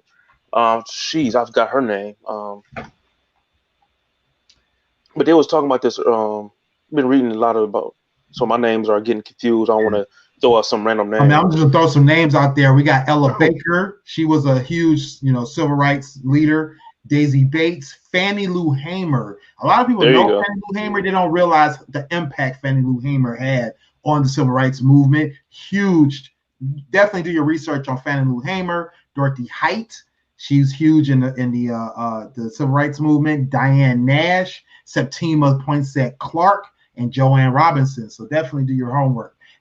Black women were leading these charges. We're definitely organizing these things. We're definitely putting out, just getting everything moving.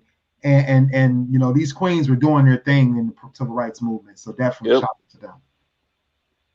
Yeah, shout out to Black women, right? No doubt. Black power. Black lives matter for sure. Black women lives. No doubt. So yeah, so NRA, they got a battle ahead of them.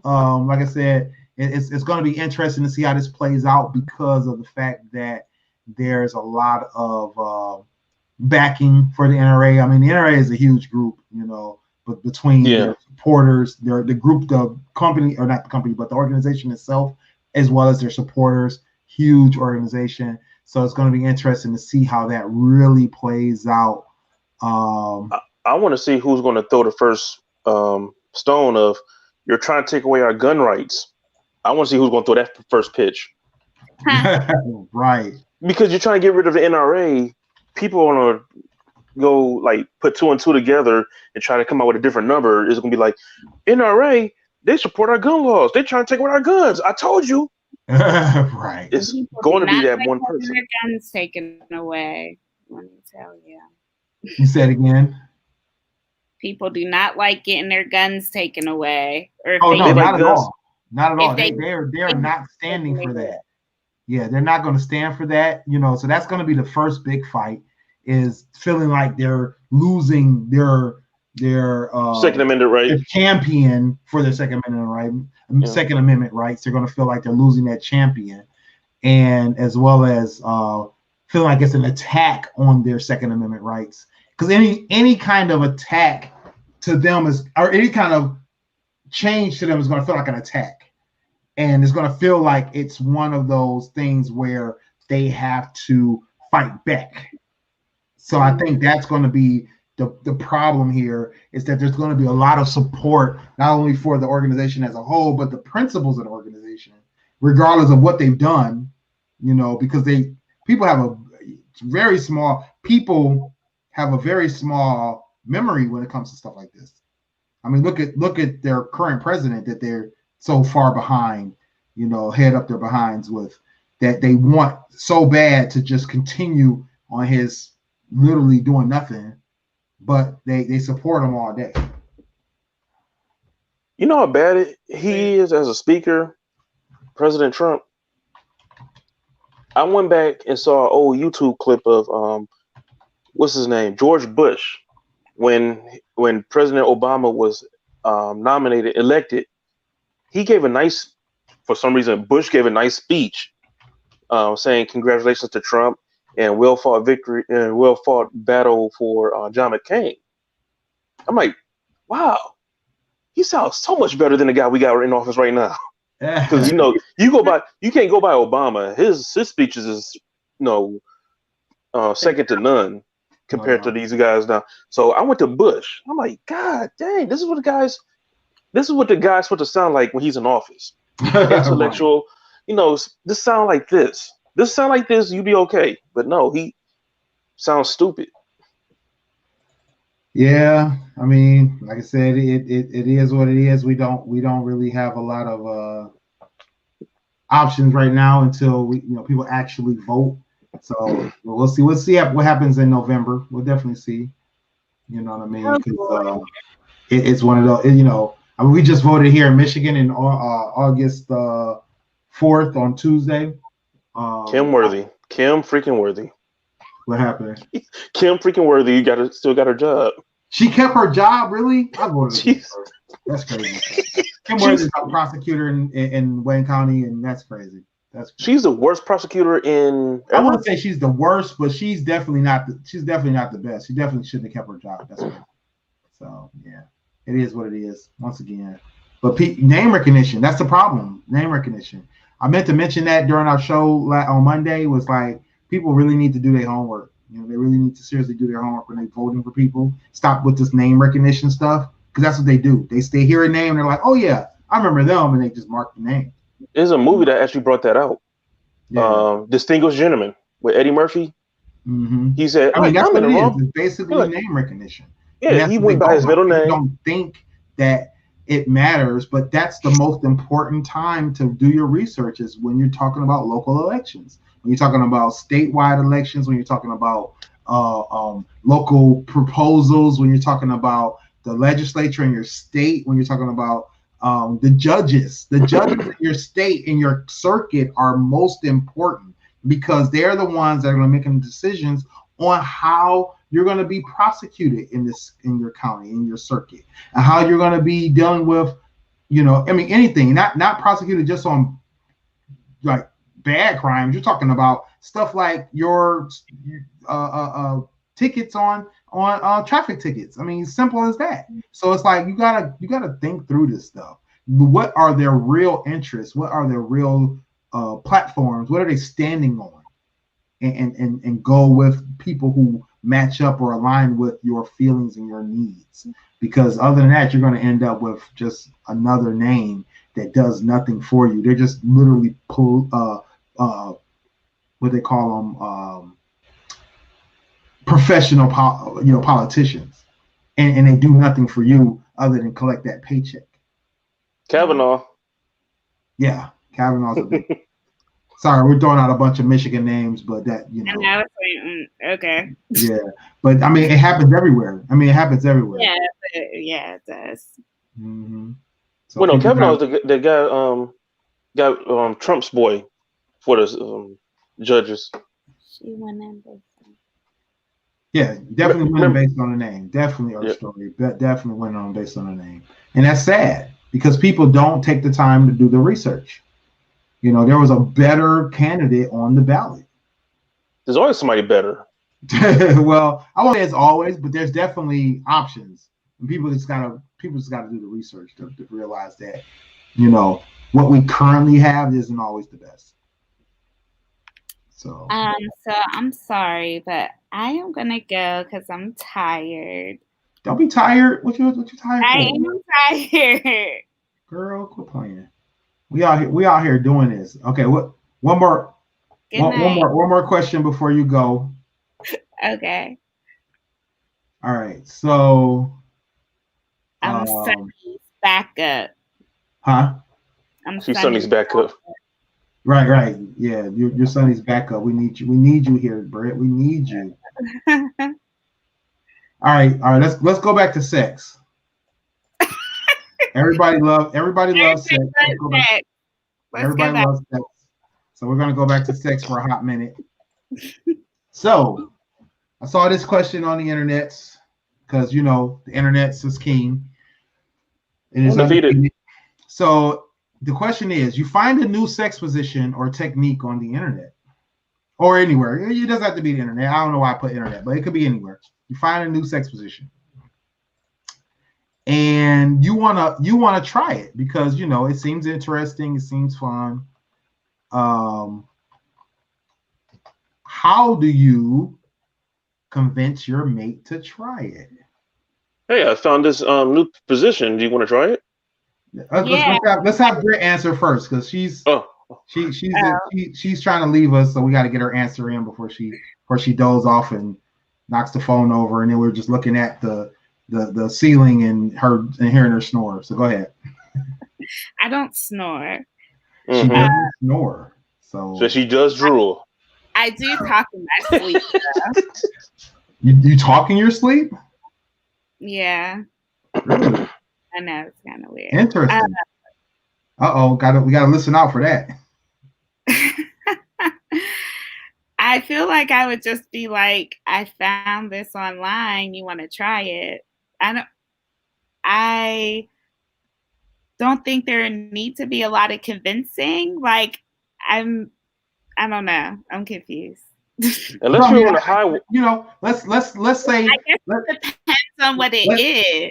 Well, let's say it's something crazy. Let's say it's the wheelbarrow. Like, I don't know if anybody's tried the wheelbarrow before. What is that? Oh, you've never seen the wheelbarrow? Oh, shoot. Oh, shit. Hold on. Let me bring up the wheelbarrow. It sounds crazy. Yes, it is. It is. It's a little wild. It's a little wild. I don't know if y'all ready for this, but it's retarded. What you gotta do, Dane? What you gotta do? You got to pull this off. So this is the legit position here. This first one, but then there's this method here that's a little more challenging for the female partner. Oh, so like the knees are up, and oh wow, okay. Yeah. This one's a little more challenging. This one is more the man kind of doing the work, but yeah, this is the real challenge right here. So, but you know, from your standpoint, Brett, like how are you convincing your mate to do this position? I think it's the other way around. To do that, I feel like that's a lot of ab work. It probably is. You're right. I think you're right. Yeah, that's probably got to be a strong core. There's a few different. So there's a kneeling wheelbarrow. This one's. I don't really call this one a wheelbarrow. This is a little mundane. This one right here is definitely some arm and chest for the woman. It looks like she's doing push-ups and he's grabbing her legs. Yeah, no doubt. Oh, look at that one. Okay. Yeah, this one's. Oh, we got some black people over here. They trying it. Okay. Yeah. So now he ain't playing. He got the big girl up there. She ain't playing either because she holding it full on. Look at his face. Look at how he's looking down at it. Like right. I'll be looking down at it too. I mean, that's a whole lot of ass right there. So you gotta, you do what you gotta do. So. So I would be like, babe, I saw this position. You got lift my legs up like this, and then I probably fall because I'm clumsy as fuck. Okay, here's one that's a little less. No, what is that? What's the pink people doing? Put them back. What, this one here? Yeah. Yeah, her leg is kind of weird. I don't really know what's going on there. She looks a little older too. It's like this the grandma version. I don't really know what's going on there. That one's a little weird. That's the MILF version. Yeah, this is the GILF version. She's literally 60 something, and that dude's in his 40s. She's a cougar. She's doing her thing. Do your thing. Right. I'm not mad at her though. I ain't mad at her. Or let's even go deeper with this. Let's go deeper with this. Yeah, what if you're like, hey, I just saw this on my favorite TV show, and I wanna stick something in your ass. So I came back at the wrong time. Hey, people come up with stuff, right? Okay, what was the question? So I'm not privy to being able to respond. So I watched this show. It's called Broad City, and they had a pagan episode where the guy I know what that means. Said, "Hey, how about we use some toys?" And the guy said, "I thought you would never ask." And he pulled out a dildo because he wanted her to peg him.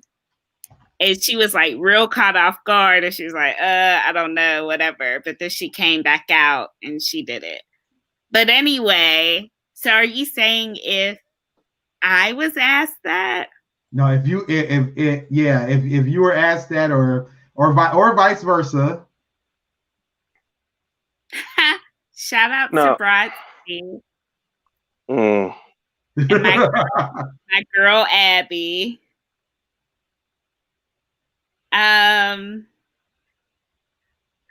am somebody who like, so how do you convince your mate, like, hey, this is what I want to go down? Like how do you approach that? Like, I mean, it doesn't have to be this extreme. It could be just the position situation, right?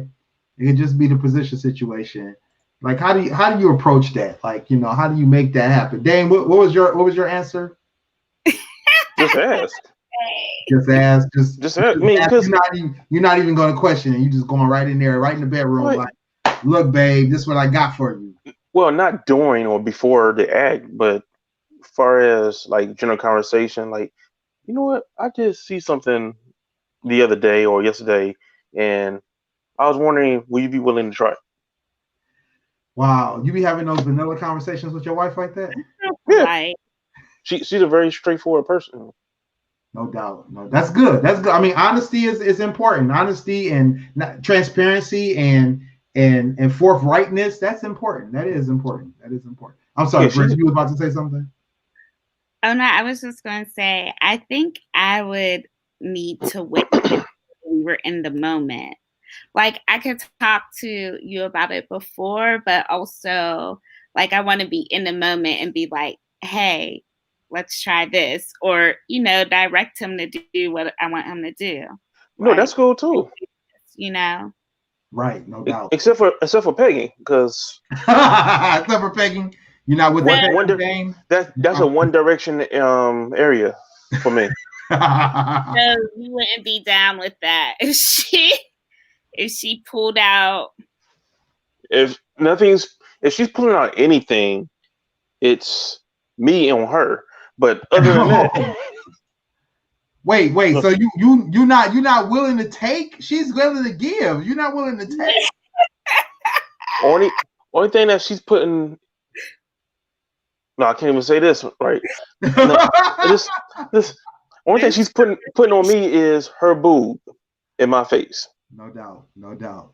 Yeah, I mean, I kind of feel the same way. I'm definitely not one to be like surprised by some weird. I won't say weird. I'm sorry, I won't say weird. I'm not gonna be judgmental. I'm not gonna be surprised by some different situation that I'm not ready to be involved in. Yeah, I'm definitely not with that. So pegging, no, because I'm not into that. One-way traffic only. Yeah, that kind of thing. But in terms of like what Brittany just said, in terms of being directed to do something different and new, I actually would prefer to be like directed into something, because I just feel not weird about talking about it, but weird about like planning it. You know what I mean? It's like, okay, yeah, I don't like planning things. Yeah. You really don't plan new positions. You just throw the person in it. It's like, look, I'm about to like sit right there, flip over. I'm about to grab your legs. You might have to walk them through it, but you just do it, right? No. Especially if it's nothing too crazy. And something that you have, like if it had to involve, let's say it had to involve anal sex, right?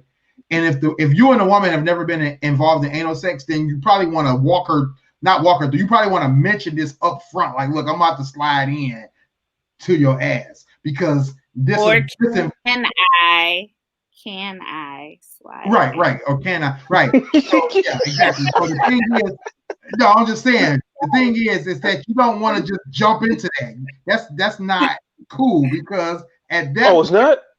You're gonna probably get You say it again? That's dangerous. You just going to slide in and y'all right, exactly. Like that.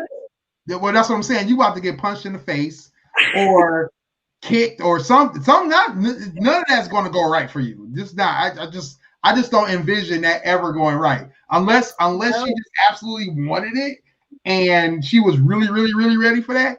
That's not going right for anybody.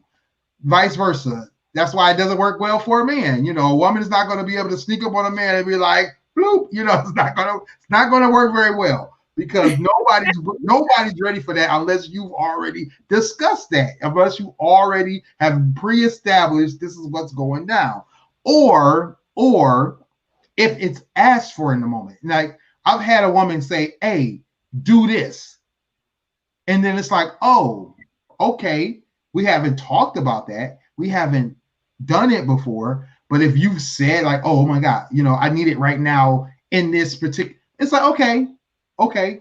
Then it's something that you then figure out right there in the moment. Then that's okay. If they're asking you to do it at that moment, if the guy says, "Look, I need you to peg me right now because I'm just in the moment. This is what I want right now." Peg that nigga. Fuck it. Dame like to talk about this. You said what? Dame doesn't like to talk about this. No, it's not that. Dame's not sexually free as I am. I'm sorry, Dame. I know you having a hard time with the. No, it's not that. It's I've done my research on a lot of different things, and they say that actually we just don't research this kind of stuff. We just do it. So, listen, but I'm not working right now. I have nothing if a guy or a girl if a guy or a girl you're involved with says, "Hey, look, I need you in my ass right now," you better figure it out. Yes. Huh? Say it again. Then you go in. I'm sorry. Say it again. Then you go in. Exactly. You just you figure it out right there on the spot. You either you go right in or you say, "Okay, you know what? All right, cool. All right, let's just what are we doing here? You know, am I getting the lube? Am I doing this? Am I getting the toy? Am I doing that? You know, you work it out. You work it out. I mean, because really, when it comes down to it, people in general don't really know how to talk about that stuff up front. Mm-hmm. Either it being the awkwardness of talking about it, or being the weirdness of planning it, because like, you know, I'm not about to, well, I mean, you know, if it's like something that's extreme in your mind, I think you should plan it. I think you should plan anything you're thinking is extreme, either in your mind or the other person's mind, because at that point you do really want to make sure everybody's cool with it, as well as how you're going to accomplish it, because extreme things can lead to either injury, problems, whatever the case may be.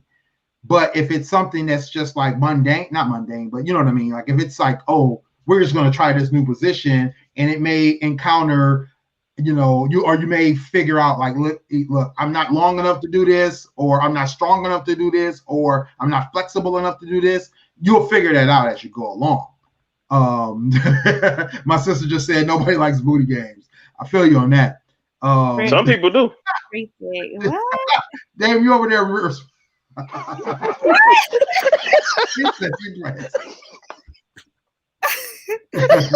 don't plan nothing. But actually, there's a lot of people that like booty games. There's a lot of people who get into that. There's people who and like I said, I'm not going to judge anybody who wants to do what they do, because there's certain things that people will get involved in because of the fact that they're in that moment, or because they've wanted it and they wanted to try it, or whatever the case may be. So no judgment. No judgment here, safe place. If you really want to get into anal sex, toys, whatever the case may be, figure out what's the best way or the best route for you to make that happen.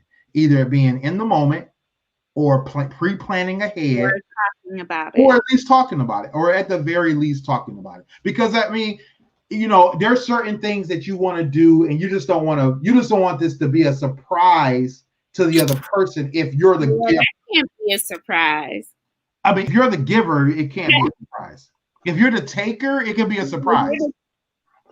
If you're the taker, I think if you're the taker, it can be a surprise. Surprises. Well, I'm just saying, if see, I told you she planned everything. It can be a surprise. Or is the person going to give it to you? That may be different. That may be the difference there, right? Some people are going to be like, heads up. Say it again. I said, but I need a heads up. I don't plan everything, but I need a heads up. Like, all right, I'm about to slide this in. Okay, bye, Will. 4, 3, 2. See, I'm drunk, y'all. Y'all gotta excuse me. I know what I'm doing wrong now. I'm hitting the wrong button for my full screen. I'm like, why is this still not full screen? It's because I'm hitting the wrong button. Anyway, but yeah, I think that the taker can be the surpriser. They can't be the surprisee. The taker can be the surpriser. Yeah, they cannot be the surprisee. No, the taker cannot be the surprising. Surprise me. Yeah. Yeah. Yeah. So if you were like, hey, I want you to do such and such to my ass, or if I want you to do such and such to my mouth, or I want you to do such and such to whatever, you can be the taker and be like, look, I want this to happen. You can do that. Right. And if the person that's going to give it to you is cool with it, they're going to do it. They're just going to up and do it. If they're not cool with it, but they can be talked into it, they'll do it. If they're completely out of it, they won't. Right? And that's fine. There's nobody's going to be like, well, somebody might be mad, but nobody's going to be mad. You know what I mean? Nobody's going to be like, oh my god, I can't. No, disappointed. Or disappointed. Nobody's going to be disappointed. Thank you. It's going to be like, damn, like, okay, I didn't get what I wanted, or whatever the case may be. But nobody's going to be like, oh my god, like, you got to get out of here. Because also, if you're in mode, like, it's not going to stop anything. It's going to be like, okay, do this. No, I don't want to do that. Okay, it doesn't matter. Do this. Right. Plan B. Plan B. Exactly. Plan B. Yeah, definitely. Plan B.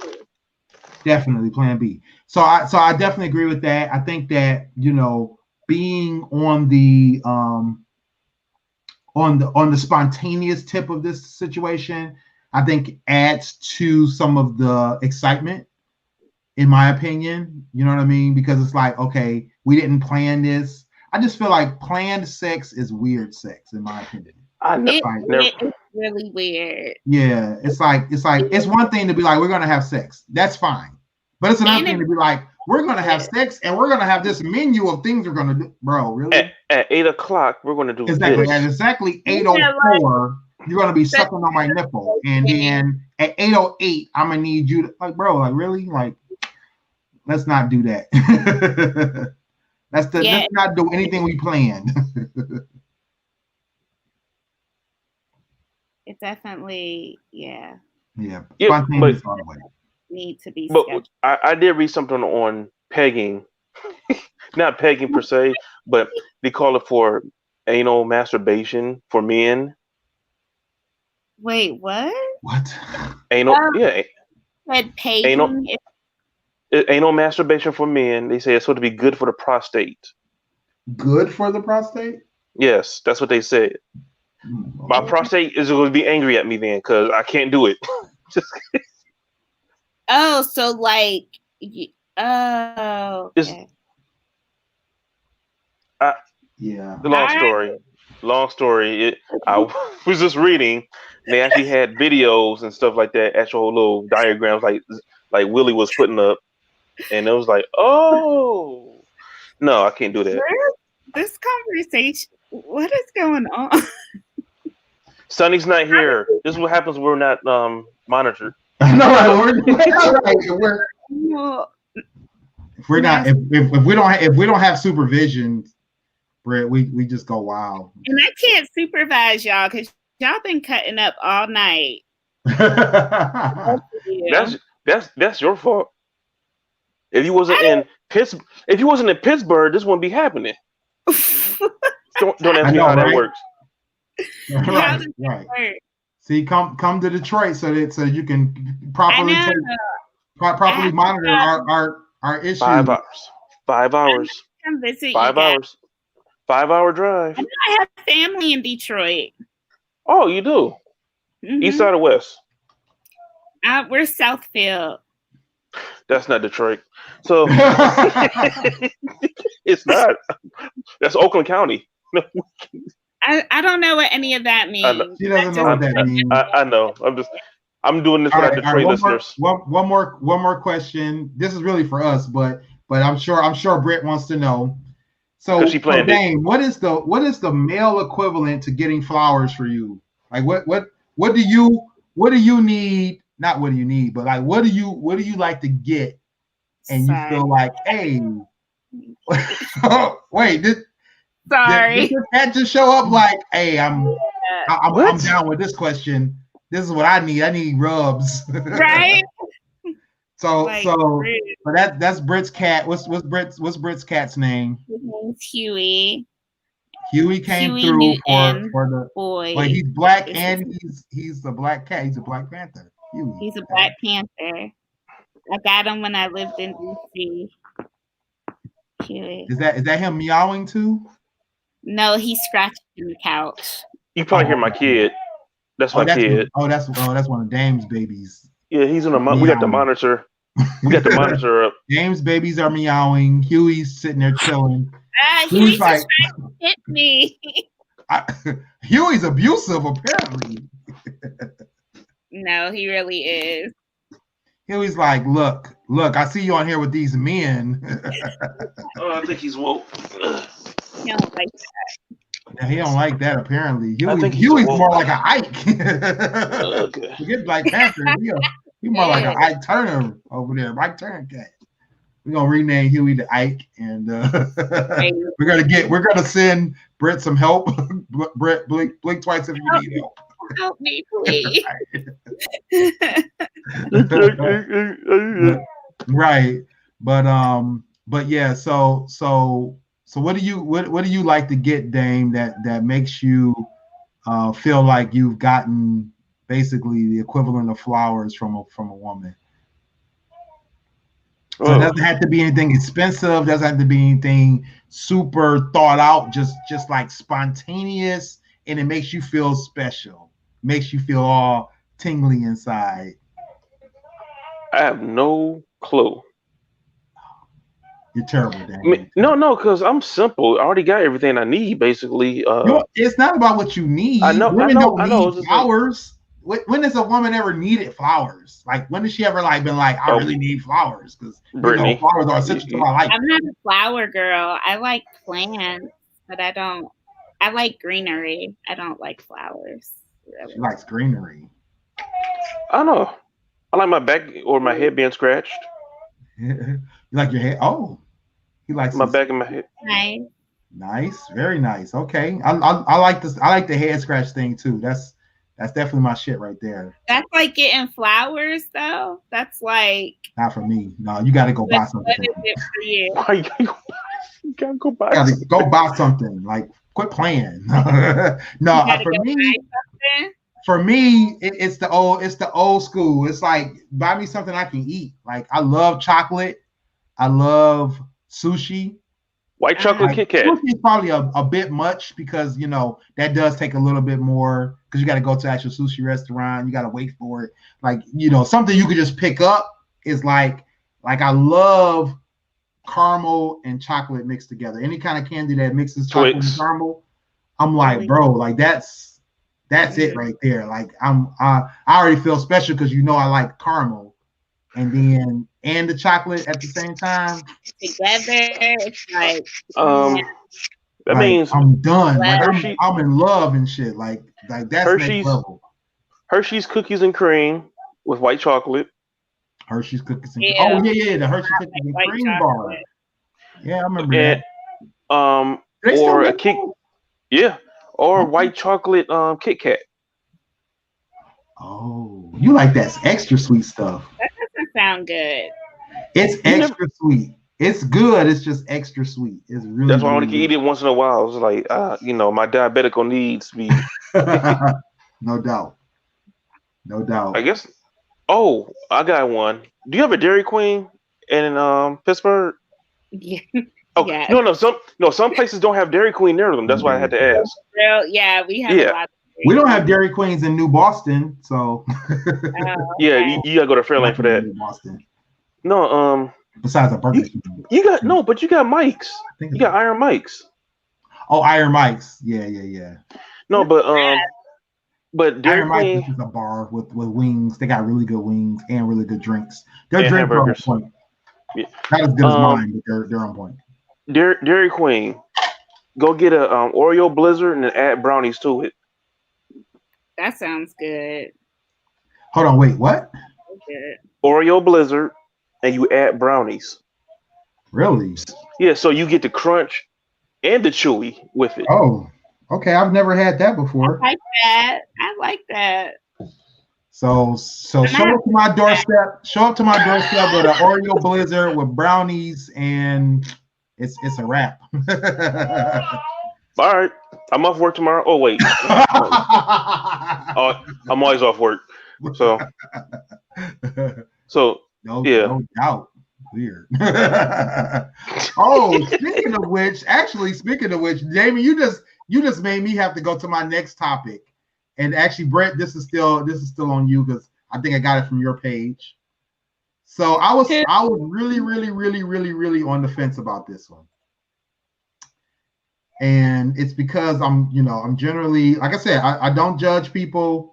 But this one, I was like I wasn't like really sure about this one. Oh, is it what I put up today?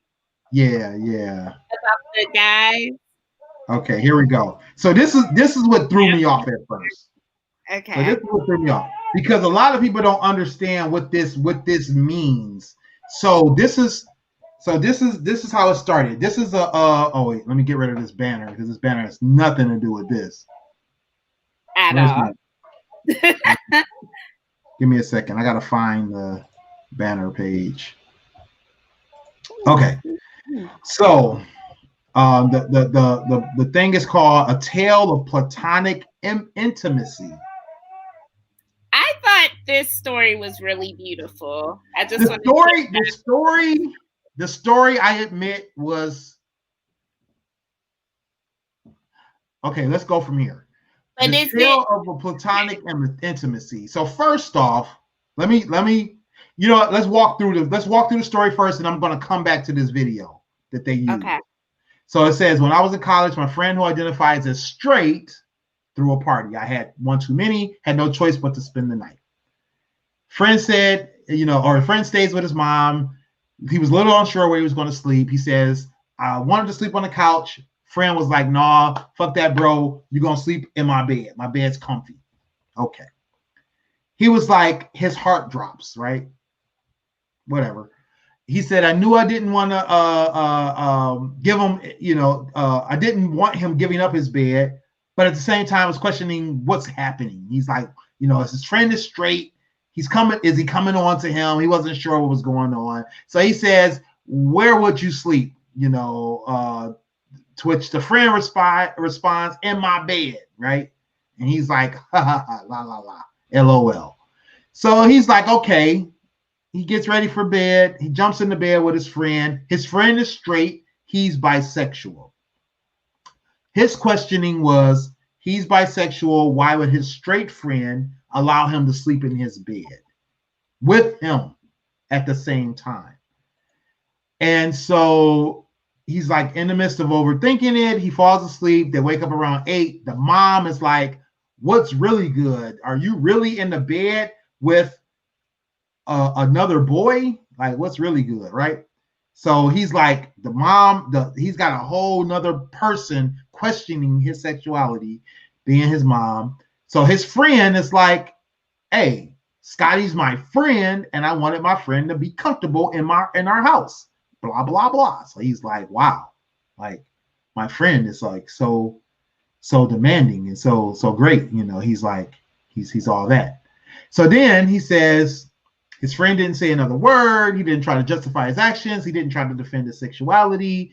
But it had even been threatened by a black woman, but he did defend his relationship with him, saying that, they have a platonic relationship, that he values what they have way more than what somebody else thinks. He said that was the day he realized that it is possible for men to share very close, platonic, intimate relationships with one another. This is his friend. Blah, blah, blah. So Scotty is the friend. Scotty is the guy. John, the bisexual guy. John is the straight friend who stood up for him, blah, blah, blah. So, when I read through the story, I didn't understand why they picked the video at the beginning. I read through the story. There was 3 things that stood out to me. First things first. Platonic intimacy. 2 words, in my opinion, that never go together. You can't be platonic and intimate at the same time. Because if you're intimate, you're intimate. If you're platonic, you're platonic. You can't be both. Either you're one or the other. If you're going to be both, that's friends with benefits. Somebody's getting fucked. So I didn't really understand the wording there. I don't think they I don't think they picked good wording for Yeah. that. So what made this even harder for me is the video. So what most people don't realize, this video is, as you can see, it's old boy from Marvel movies. This is the new Captain America. This is Anthony. What's his name? Dave? Anthony Mackie. Anthony Mackie. I don't know the other guy's name, but he's another actor. They're in a show on this particular video, and a show called Black Mirror. And this particular episode of Black Mirror, for those who don't know, is an anthology series that follows science fiction tropes, as well as either horror or not horror, but like mystery or like kind of like Twilight Zone style tropes, along with science fiction tropes. So in this particular episode, they were playing video games together, as you can see. But what happens is they start playing a virtual video game where they go into a virtual reality simulation where they can feel the things that happen. And they're playing a fighting game. And I can't remember the name of the game that they were playing. It's something to do with ninjas. Basically, their fighting game, Anthony Mackie's a guy in the game. His boy is a girl in the game. And they have sex a lot in the game. A whole lot. To the point that these two men who identify as straight become gay. Yeah. So basically, the platonic intimacy and the fact that they use this video, for me, I went into this thinking that the guy turns gay at the end. Like the straight guy reveals that he's really gay. Okay, and see, I had no idea about anything with that video, so that meant nothing to me. I was exactly. That's what threw me off, because I'm like, platonic intimacy, and then there's the Anthony Mackie episode of Black Mirror where they become gay. I'm like, okay, so this is the story of a gay couple and how they became intimate. So I was totally thrown off by this. I only went through it because the caption describes what really happened, and it basically says, can we normalize allowing Black men to do whatever they want and express themselves as they want without bringing their sexuality into question? And it's like, brothers can't make a move without someone trying to stick a label on them. I was still a little weird, but I was like, okay, well, maybe there's something else happening that I'm not understanding. And so it threw me off. I was like, the whole thing was weird. And then I looked at a couple of the comments, and then it finally hit me like, okay, yeah, there's something else here that's not really happening. And maybe the platonic part is more the importance. And somebody kept mentioning sexual identity, toxic masculinity. And I was like, okay, then it made me interested in reading through what was happening to understand better what went on. The picture didn't help either. I mean, literally, the picture at the end, my man looks gay. I'm sorry, he looks gay. So when I first read through it, I didn't even get to that part. I didn't see that picture. Yeah. But a girlfriend of mine, she read through that thread, and she wrote me, and she was like, I mean, I still think they're bi. I just feel like, so if it was the other way around, I have a lot of girlfriends. I'm 33, and we sleep in the same bed together all the time. And these are my sisters, my friends. It's just, we are sleeping in a bed together because nobody's going to sleep on the couch. Why sleep on the couch? We have to take care. And so I would like for men to be able to do things like that and not be like, oh, you're gay, just because it's different. I need you to describe these sleepovers for me. You said what? I need you to describe the sleepovers, where you're wearing. In detail. In detail. You want me to? I'll wait. I'll wait. We're all ears. But no, I agree. That part I agree with. I mean, if Dame came over here and was like, dog, my girl put me out. I just need to talk to you. We just need to hang out and blah blah blah. And for us to be two straight men and be sitting on my bed, we shouldn't have to feel weird about sitting on my bed. You shouldn't have to feel weird or get uncomfortable. Like, you guys are friends. Right. Or even if Dame was bisexual and I was like, you know what? We shouldn't have to feel that way, right? I agree. I agree. That's one of those things where there's a double standard. There's a double standard where when it comes to how we treat male relationships, male relationships, we have the tendency to focus more on protecting our perceived sexuality versus protecting the relationship that we have with that other man. So I agree with that's something that sadly shouldn't be the case. It is sad. Yeah. You know, especially in a situation where emotionally we shouldn't have to feel like we have to constantly protect ourselves from an emotional standpoint. We shouldn't have to feel like we can't cry in front of another man, or we can't have a male hug and feel like and have to call it a male hug. You know what I mean? Right. Stuff like that, it seems so stupid to me. You know, that we have to feel that way, right? You have to justify everything, every emotion to be manly or to be masculine. Right. You know, and by all means, you know, still, or not even still. No, I'll take that back. I'm sorry. By all means, not have to justify or explain why. Just like you said, Britt, for women, there's never an explanation. There's never. I was watching a video today where there was a guy or whoever, I don't know if it was a guy. It was a person was videotaping women dancing, and there were 2 women on there that were twerking, butts bent over, and there was other women rubbing on their butts. There's no question. Nobody has to explain whether or not they have any other intentions other than what they were doing at that moment. We're having a good time. Exactly. No explanation is needed. No questioning is done. Nobody has to say anything. Nobody has to acknowledge it at all. I mean, if a man bends over and another man touches his behind, you're automatically gay. It's just gospel. It's literally gospel. You're gay. No questions. And there's no in between. There's never any in between. And on top of that, the negative connotation that puts on it, right?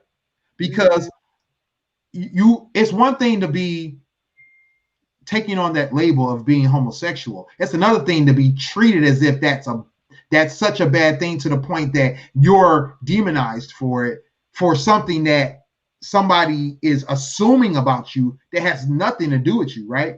You know, right. And especially in a situation where you didn't even technically do anything quote unquote wrong. Oh, you know, I'm laying here, I'm talking to Dame. Dame is like, oh, I'm gonna lay here too. And somebody walks in and be like, y'all niggas gay. Like, wait a minute. Like, one, how is this bad that we're talking, we're having conversations, we're discussing feelings, or we're discussing situations, or whatever the case may be, that will create this negative connotation on what we're doing or how we're doing it. Secondly, how do we have, or why do we have to adhere to a certain standard that others are putting upon us when it comes to how we're dealing with our relationship in terms of being friends or being in a relationship that's a supportive relationship, saying, hey, I'm going to support you in your time of need emotionally and psychologically. I'm sorry, I'm being so distracted by the cutest baby. Why is there babies? Yeah. Babies are they always come in and they take over. You know what? Because only thing I probably won't do is sleeping with another person, because I'm just not comfortable. One, it's your bed. I'm a very territorial person.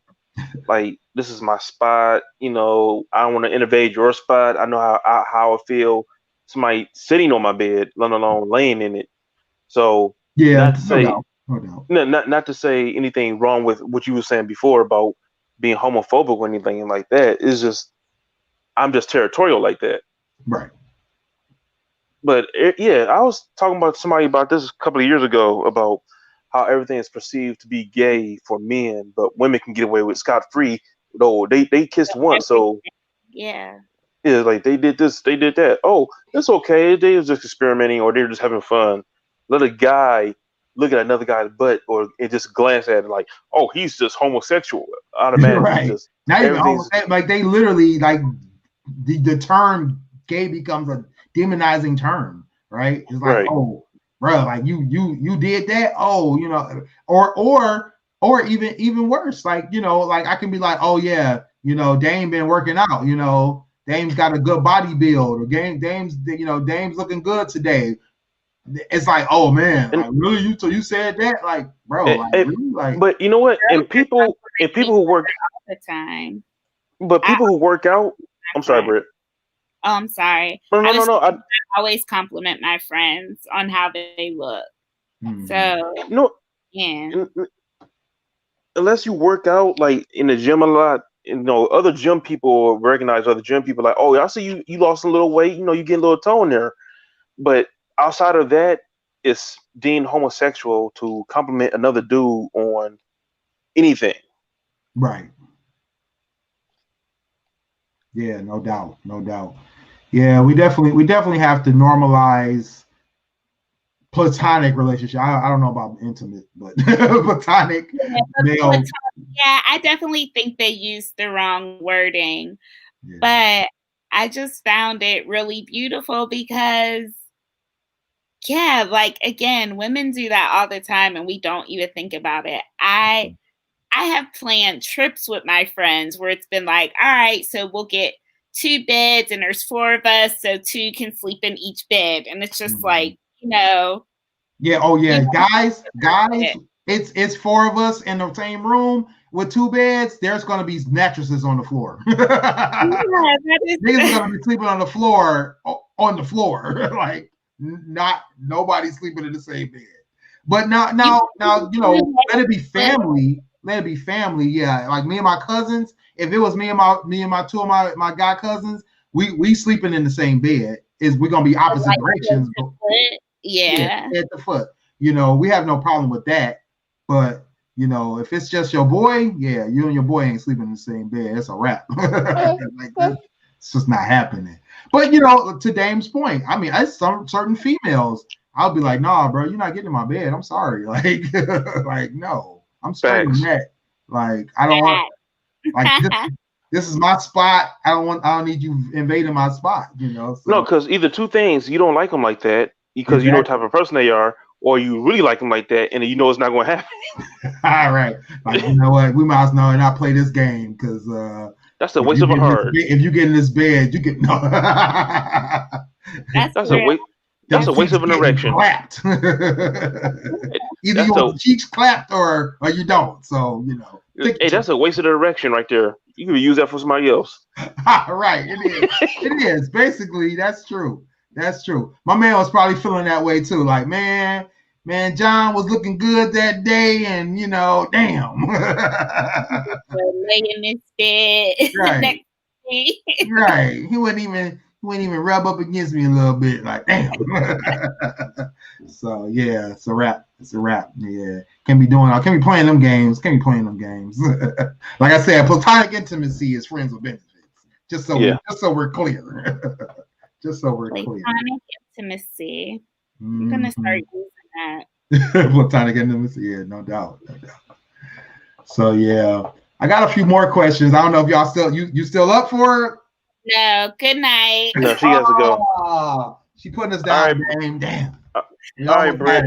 You almost had it. You be safe in the 412. Always. No doubt. Have a good night. Britt. You too. Through. Bye. Bye.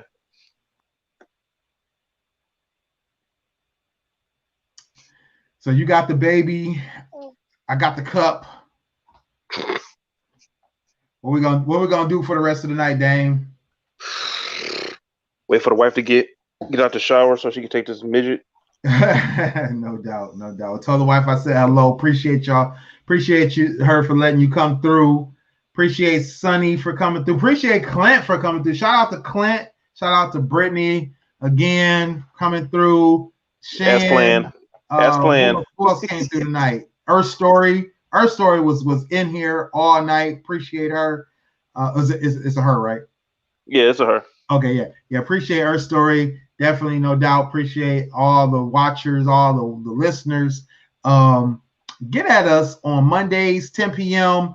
We always here for another great topic. If you don't catch us on Mondays at 10 p.m., you can catch us live on demand at all your favorite podcast channels: Spotify, iHeartRadio, Stitcher, Google Play Music, Apple Podcasts, SoundCloud, Blog Talk Radio, or you can watch the video replays on Facebook and YouTube. So always catch us there.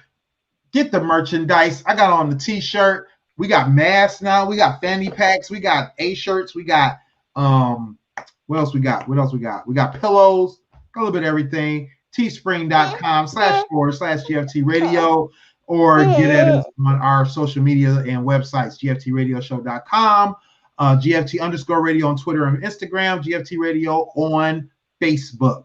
So definitely get at us. I'm Willie Styles. I'm at Willie Styles everywhere. So definitely get at me on IG, Twitter, and TikTok.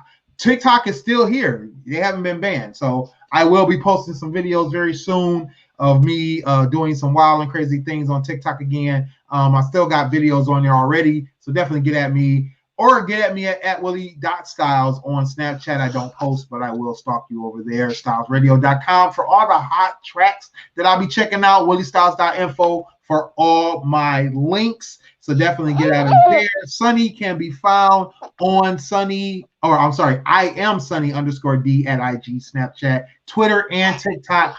Or visit her at unreservedly.com. Definitely get at her on her website. She definitely posts some amazing blog postings. Clint's not here tonight, but definitely get at Smooth on. Actually, I gotta change this. You can get at him at kingstruth.com on his blog. He is no longer on social media, so definitely you will have to get him at him on, or he may be on Twitter, but he's definitely not on Instagram anymore. But you can get at him at kingstruth.com. And like I said, always get at us on Mondays at 10 p.m. You see the banner down at the bottom. We'll be here on Monday. We have another great show lined up for y'all. We love y'all. We appreciate y'all. Thank you for joining. Dame. Stay grown. Enjoying the conversation. No doubt. See you in 4. Right. See you in 4 days. See you in a hot minute. Oh, look at Josiah. Look at him. Oh, he's so cute. He is so cute.